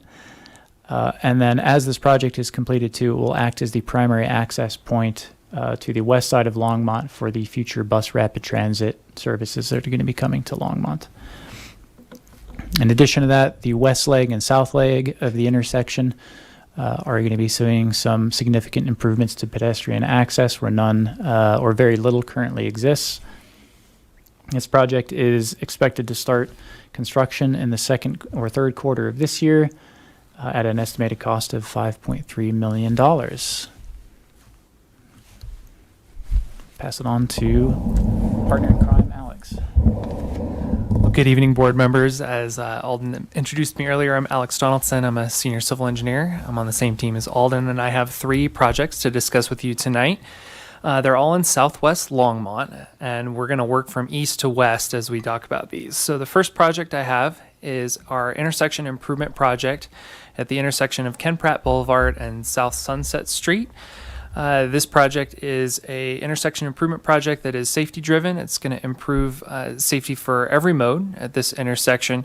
It will introduce controlled left-hand turns for the auto mode. It will improve the intersection by creating bike lanes that travel through north-south through the intersection here for the bicycle mode. And then for the pedestrian mode, we'll be detaching the sidewalk as it crosses the railroad, which will improve pedestrian safety in this very congested crossing. There's a lot going on as you're walking around in this area, as there's both the state highway and the railroad. This project, it also includes a pavement rehabilitation element. And this pavement rehab, it goes from this intersection here at 119 and goes all the way up to Boston Avenue. And that pavement rehab will also complete the Sunset Street road diet that is currently only between Boston and Nelson. This project will complete it from Nelson all the way down to the Ken Pratt Boulevard intersection.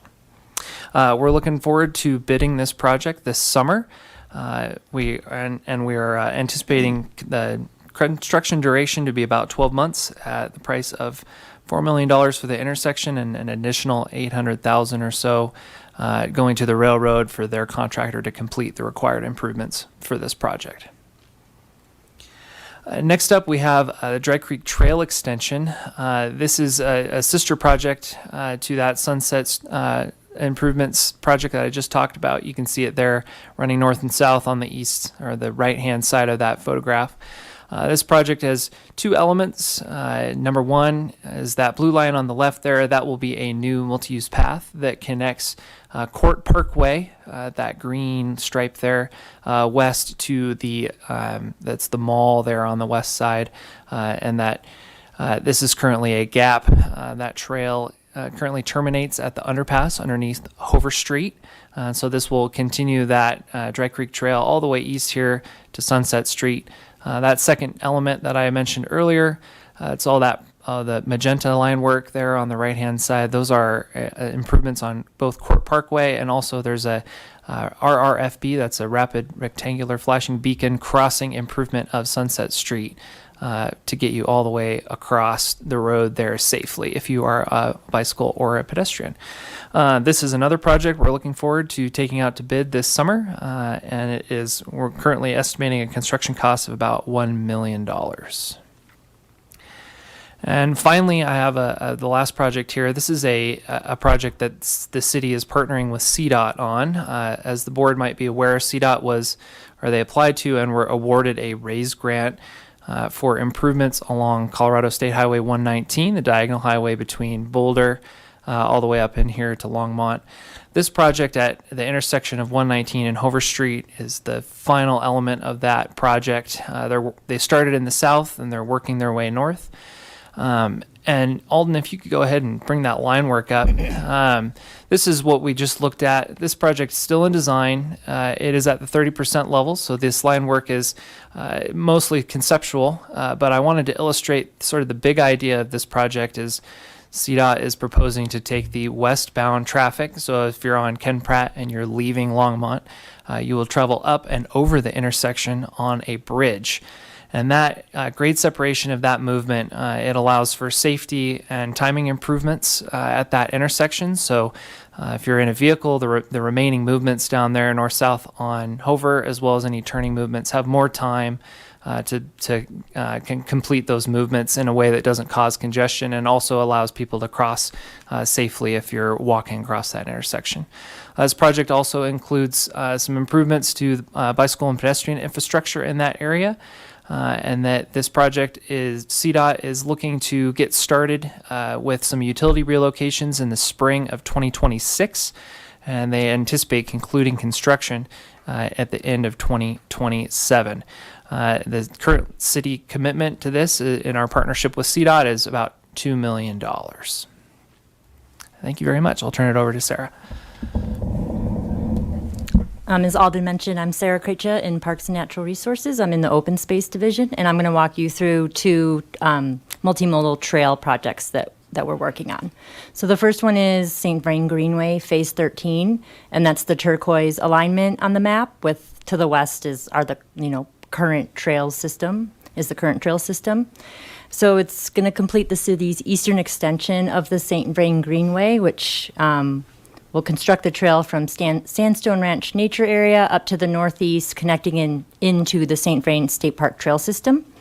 So it includes sections of concrete bikeway, Crusher Fines Trail, two bridges, including one over St. Vrain Creek, just north of Highway 119, and an underpass at Highway 119 and County Road 5.5. So we're wrapping up design and right-of-way acquisitions, and we anticipate going out to bid for construction in the second quarter of this year, with construction costs estimated at $14.5 million, and partially funded by a Dr. Cog state tip funding. And then the next one is just to the north. It's the Weld County Road 26 multi-use trail. So this is going to provide a multimodal connection along the north side of County Road 26 from Union Reservoir east to County Road 7, and then it'll travel up north to the town of Meade and also, again, tie into the St. Vrain State Park Trail System to the southeast. Design kicked off in late 2023 with Weld County as the lead and the City of Longmont, Town of Firestone, and Town of Meade as partner agencies. So the design effort has been split into 2 phases based on how we're going to do the construction, phase the construction. So design for the first phase is approaching 90%, and it includes the trail segments along County Road 26 and the west side of County Road 7. Design for the second phase is approaching 60% and includes an underpass at Weld County Road 26, just west of County Road 7, which will then tie it into St. Vrain State Park Trail System. The design is supported by a Dr. Cog grant of $900,000 in federal TIP funding. Construction is envisioned to be completed in multiple phases, as I mentioned, based on the availability of funding. So Longmont will lead the first phase of construction, which is supported by a Dr. Cog grant of nearly $2 million in state and federal TIP funding.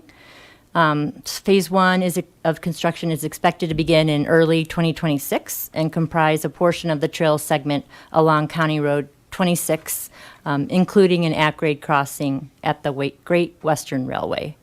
So subsequent phases of construction are currently unfunded. However, the City of Longmont is on the wait list for additional Dr. Cog funding, and Weld County and the Town of Meade are leading efforts to secure other grant funding. Thank you. All right, I'm going to go ahead and close it out for the night. We have our last 2 projects that we'll talk about under design. Second to last project being the Pace Street Improvements Project, which is from 9th Avenue to 17th Avenue. This project is comprised of 3 primary scopes of work. First being to address drainage deficiencies at various locations along the perimeter of the roadway, since there is an unfinished curb, or no curb rather, in many areas of this corridor. Second component is an asset management piece to rehabilitate the aging asphalt infrastructure on that stretch of Pace Street. And the last being to implement pedestrian and bike improvements along the section from 9th to 17th Avenue. Right now, just in the form of buffered bike lanes in each way. However, with the adoption of the TMP right around the corner here, and this project being at a 60% design phase, there still is going to be some discussion about how is implementation of protected bike lanes potentially something that's going to be coming alongside this project. How that may or may not be able to apply to Pace Street is still going to be under discussion. As far as the pedestrian improvements for this corridor, various intersections will see improvements, including access via curb ramps that are either non-directional or non-compliant currently. And we're also going to be looking at adding rectangular rapid flash beacons, RFBs, the flashing yellow lights you see around town at a couple locations as well. As I mentioned, design is about 60% complete. It's under design review right now for that phase by city staff. We're looking at executing construction of the project in 2026. Last project for this evening is the Kaufman Street Extension Project, also related to the First and Main Station, which is adjacent to this corridor of Kaufman Street between First Avenue and Boston Avenue. This project is the extension of Kaufman Street from First Avenue down to Boston Avenue. It is a partnership project with RTD, with the city playing the primary role as designer and construction manager for this project. Since it is the partnership project with RTD, that means that this is where the transit hub, BRT transit hub, is going to be housed on the east side of this new extension of Kaufman Street. As far as the roadway improvements themselves, the actual improvements include a continuation of much of what is actually already being constructed to the north on Kaufman Street. So short crossing distance for pedestrians, wider sidewalks, fully separated bike lanes in this particular area, actually a 2-way cycle track on the west side of the roadway, as opposed to separated directional bike lanes on either side of the road. This project is at a 60% design phase completion, and we are looking to advertise it at the end of this year and construct starting early next year.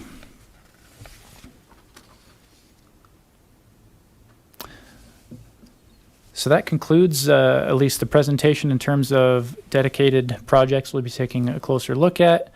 There are more projects that were included in the communication that we did not specifically showcase. Those shown in blue here are those that we did not actually talk in any detail about. However, we do have staff available here to answer what questions you may have about those or any of the ones that we've covered up to this point. So that concludes our content, and we can open up for questions at this point.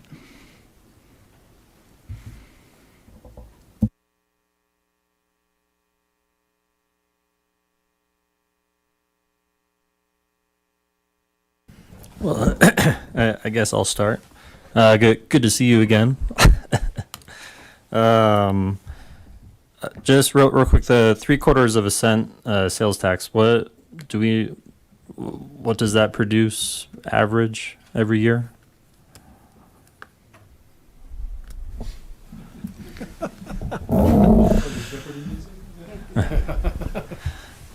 So we usually see about $24 million in revenue that we program into the budget. So, but that is not all generated by the 3/4 cent sales tax. There is about 4 to 5 million, if I recall my budget correctly, that is state dollars that are state tax dollars that are provided that we include in revenue for our streets programs. So I'm going to guess around 19 to 20 million generated from the 3/4 cent sales tax. And what year was that passed? 86, 1986. And has it always been 3/4 cent? We have never raised that rate at all. The amount that is considered revenue has grown considerably as the population of Longmont grows and we have more sales in town. All right. I do think, since 1986, maybe we should relook at upping that. Probably not this year, but maybe during a midterm cycle. So hopefully I'm still on this board to recommend that in a year's time or so. Just because, Kaufman Street, is 16 million? And it was a conversation earlier, we were expecting 7 or something. Mm-hmm. So, inflation is real and we have needed projects we should do. So, then another question is just kind of details. So you mentioned Pace Street, Alden, potentially protected, maybe not, depending on kind of how things shake out. But do we, as a city, do we have any sort of policy of if the road speed is 35 miles an hour, 40 miles an hour, we should not have, or we should have protected, or not even a bike lane, focus on a side path? Is there a general rule? There is not a policy in the city currently that would address that. That would be I would, in response, as we look at Vision Zero, speed limits on roads would be an item in the action plan. Policies for that could then move forward to address protected versus buffered bike lanes on certain roads. What Alden did not mention in his presentation is that we do anticipate adjusting, as part of the project, adjusting the speed limit on Pace Street between 9th and 17th from its current 45 down to 35. Okay. Well, that's good to hear. And then real quick, because I didn't know the 100 block of Kaufman for the west side, the two-way cycle track, how does that connect to then going north on the 200 block where then it separates again? So currently the plan shows the two-way cycle track extending eventually all the way down to the St. Vrain Greenway. Just for clarification, that two-way cycle track will go all the way down and connect to the Greenway. As it approaches to the north, and it's actually, that particular graphic does not show the most current set of conditions just south of First Avenue. That two-way cycle track splits south of the intersection and sort of parallel with the pedestrian crossing south of First Avenue is the location where it splits from the two-way cycle track to separated either side of the roadway. So as you're crossing the railroad tracks, that's one of the driving forces why we're doing that, is to have a two-way cycle track crossing at the railroad that then also meets a quiet zone condition. Is something that is we've not found a lot of guidance from various either design entities or even the Public Utilities Commission on how do we actually approach something like that. So more of the conventional approach of having the separated bike lanes is the preferred approach, and so that's why we're separating them south of First Avenue. Okay. Cool. And then I will ask the question that we didn't hear in the presentation, but about the St. Vrain Greenway, specifically more the Hover Street reach, because my understanding is there'll be a split channel proposed. So, another bridge along Hover. And what I'm reading is it's only 30% design, if I'm trying to speed read that real quick. So, I believe so. I think 30% design for that Hover Street reach, actually currently only funded through 30% design as well. Okay. And I believe once that 30% design is reviewed and approved, or at least vetted to continue, then additional funding will become available for design to continue the project. Okay. And that was a condition of the grant agreement with the feds or with the state that carried to 30%. That was what our funding, we had about $1 million on a $1.4 million design project. So how that as we get through design and start looking at conceptuals, we can bring that information forward for what the trail is going to look like. The preferred alternative was the split flow, in part because that leaves the existing channel currently going under for the St. Vrain under Hover alone. There's a lot of environmental issues with that. So that part of that was if we leave kind of that area alone and provide for the overflow, which is the split flow, that will reduce the floodplain in a significant part of the city. And then is the city also open to the idea of another underpass for bike ped trail work as we see more and more development to the west via the split, the split flow? I don't think that we have indicated yay or nay on that. Okay. I don't know that it's ever really yeah. come up in a discussion. Yeah. I think if we build another underpass under Hover, I think the opportunity would be to provide more bike facilities and ped facilities for rather than retrofit a crossing.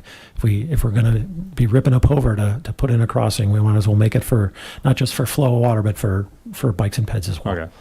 I'm as we see more and more housing and apartments, I think giving other people other ways to travel is a big priority that we should be doing. So, but that is all I have right now. So it can go to anyone else. Thank you.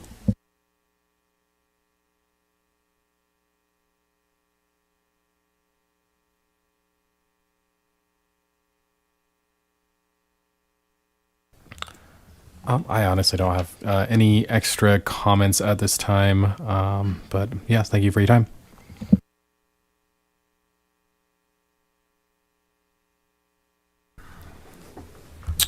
Thanks for the presentation.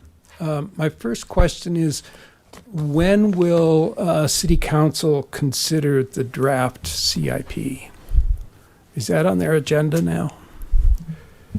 So the draft CIP that we're for 26 and the following 5 years would be, we don't have the current schedule for budget preparation, but they usually take it on in September. We do a presentation at the last council meeting in August. And so they take that on in September, October. I believe they have to have the budget approved by October. According to the charter. Phil and I have been discussing that, and as we move through the planning for the budget, we anticipate bringing the budget before TAB, the proposed budget, much earlier this year. So there's more opportunity for TAB members to look at the budget and provide input prior to us seeking a recommendation. So in the schedule, you're going to see it probably, we're anticipating May or June. May. We're looking at May to bring it in front of what we send when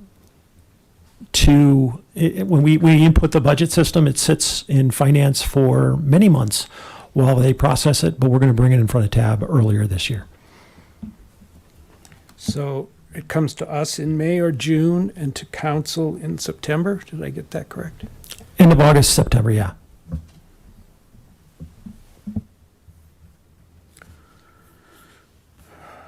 When I was reviewing the TMP document, there was a link to the capital improvements program that I clicked on. Is that the current draft CIP? I think it was titled 2023 to 2027, or is that an older document?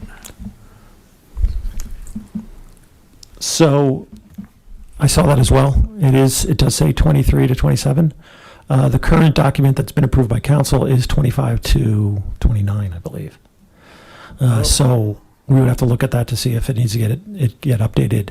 Should be referencing, I would think, the current budget. Yeah, it's easy to change. Okay. So do I have the right staff audience to ask questions about that overall CIP, the current draft?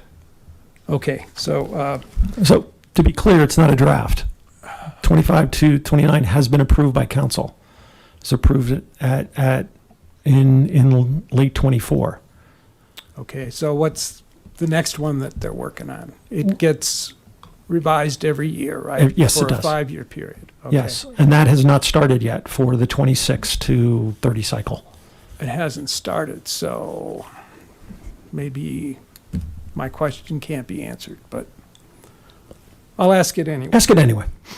For the CIP that you're most familiar with, not just the selection of projects that you presented this evening, which, by the way, was much appreciated, how many 8-lane intersections would result from implementing that CIP?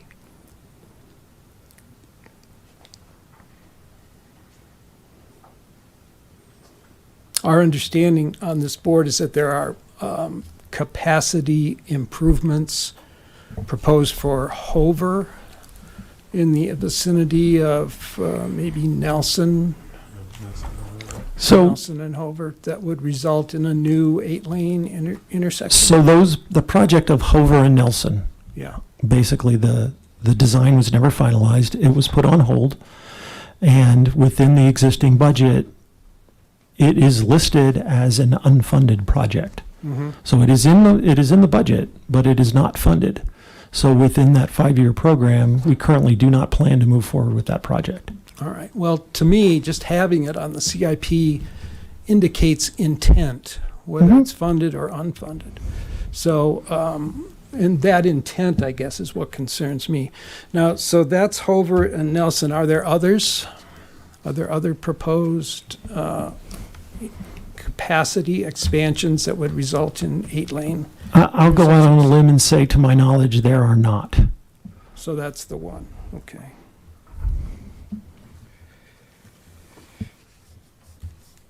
Okay, thank you. And then another question for the overall CIP. How many building renovation projects or drainage projects or other projects that don't seem to have a direct link to transportation are being funded by street tax revenues?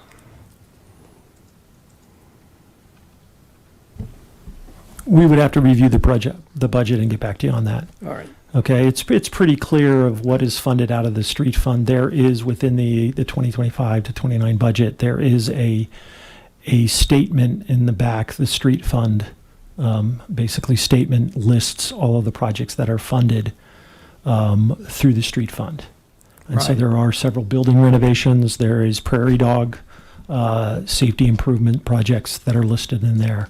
And that is certainly something that we can bring back or send it to the board in the next couple of days. Yeah, I haven't completed my review, but I did notice that each individual project sheet also identifies the funding sources, so. And it's summed up in the back of the budget. If you look in the very last, all of those funds list the projects that are funded out of those particular. You see it in water and waste. There are example I'll use is called PBF 192. That is a building project that is funded. It is for the airport road maintenance facility. Mhm. It's funded from streets. It's funded from Yeah. water. It's funded from storm drainage. I think we've discussed that Yeah. at a previous meeting. Okay, thanks very much. I will look for that. Yep, we can get that for summary the whole section. board. And that's it for me.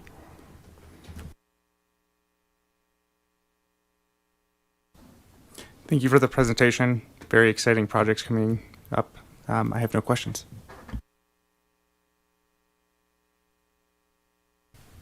I did have one on the Colorado 119 and Hover intersection. I know that it originally was proposed to be an underpass and is now an overpass. And I'm just wondering, is there a cost differential for that? Yeah, just like more ideas as to why that change occurred. Yeah, I can speak to that a little bit. So this project, as CDOT has worked from south to north, they've been working on getting a clearer picture of the costs of the proposed improvements. In the process of this project, they applied for and received the grant, and there are specific scope elements that were included in that grant application, one of which was grades separated multimodal crossing at the intersection. What that has sort of developed into, at first was proposed, you're correct, as an underpass. There have been budget challenges on this project, especially due to utilities that are underground in the vicinity of the intersection as well. And so CDOT's most recent proposal, and this is something that we continue to work on as recently as this morning, is the overpass, which would be attached to that, the automobile mode overpass in that same area. That being said, what we end up deciding on and what CDOT ends up proposing in the final design is still a work in progress, and that's something I'm happy to keep the board appraised of as we make progress with developing the project design. I look forward to updates as they arise. Thank you. Sure. Yeah. Thanks. Thank you, by the way. Great presentation. I echo again what the board mentions about all this. On the Kaufman Street, on the Hover Street overpass, and I know CDOT is kind of playing the lead on this. How are we going to accommodate the disruption that's going to happen at that intersection? Or how is CDOT going to? Because Pike is going to get Very just- carefully. Yeah, how is there going to be any capacity?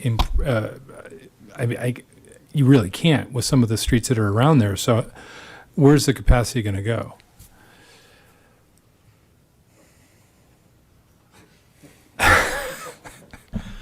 Chair Lehner, board members, as with any, and I assume you talked during construction.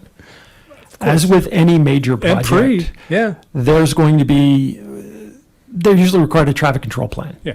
And that can be very simple of shifting lanes, or it can be very complicated and built through phases. We're still awaiting plans from CDOT as how they're proposing to accomplish that. They've been working with us pretty well with our team. I don't know that we have a traffic control plan yet. They laid out. They're still working to figure out how what they're gonna do. And so, whether they propose to close lanes, shift traffic, we'll have to see. And part of that disruption, there will be disruption on any project you take on in the City of Longmont. Sidewalk work, you name it, there's going to be some form of disruption.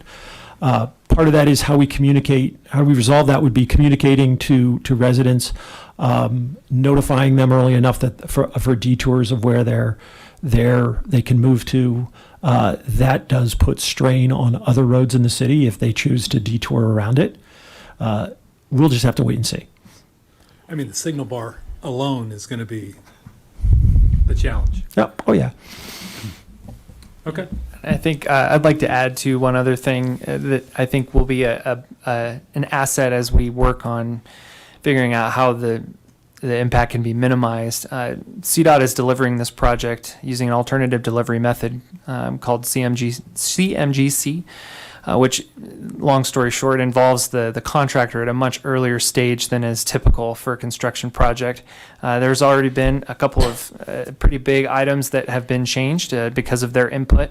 And the contractor, they don't want to shut down any more than they need to either. They have definitely a benefit to be gained for keeping the work as efficient as possible, both with respect to their work area that they need and also the impact so that they can try to get work done at off-peak times. So that's something that's definitely on our radar. And like Jim mentioned, we're working very closely with CDOT's communications staff and team on this project, and whatever they end up coming up with, we'll broadcast as far and wide as we can to make sure that everybody's on the same page. Okay, because the other, I guess, challenge, and of course, I know CDOT's its own entity, but the Pike and 95th and the housing that's gone in there, and a lot of action kind of going in that area. Again, that's just going to almost exacerbate this issue of whatever shutdowns, movements, redirects that they're going to do could be very painful. But I get it. Okay. Any other questions? Great. Thank you. That's all we had. Thank you. Okay, let me find my agenda here.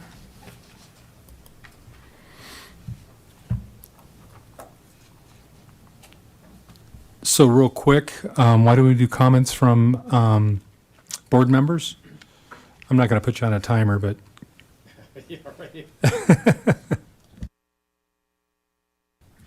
Thank you for the presentations tonight. Happy to be a resident of Longmont.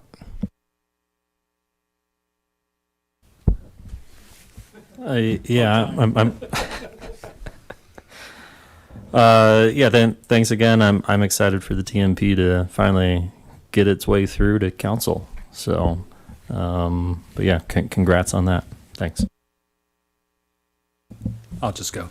Yeah, the TMP was a huge lift, and that's great. And I'm glad that we were able to move that forward. Always looking at the CIP is good to see what's been happening and what's coming down the road. All in all, fantastic job by staff. Everybody's just done a great job. My thanks also to staff and our consultant who was here earlier. Learned a lot. I learned a lot from reviewing the TMP, and I appreciate your patience with answering all my questions. Thank you all. Really appreciate all the presentations. Makes me really excited for what's to come and excited for all these new adventures. Thank you.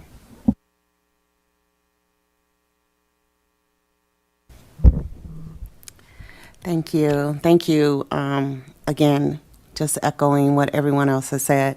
I do want to tell Tab that on February 28th, the City Council will have their retreat at the Water Services Center, right?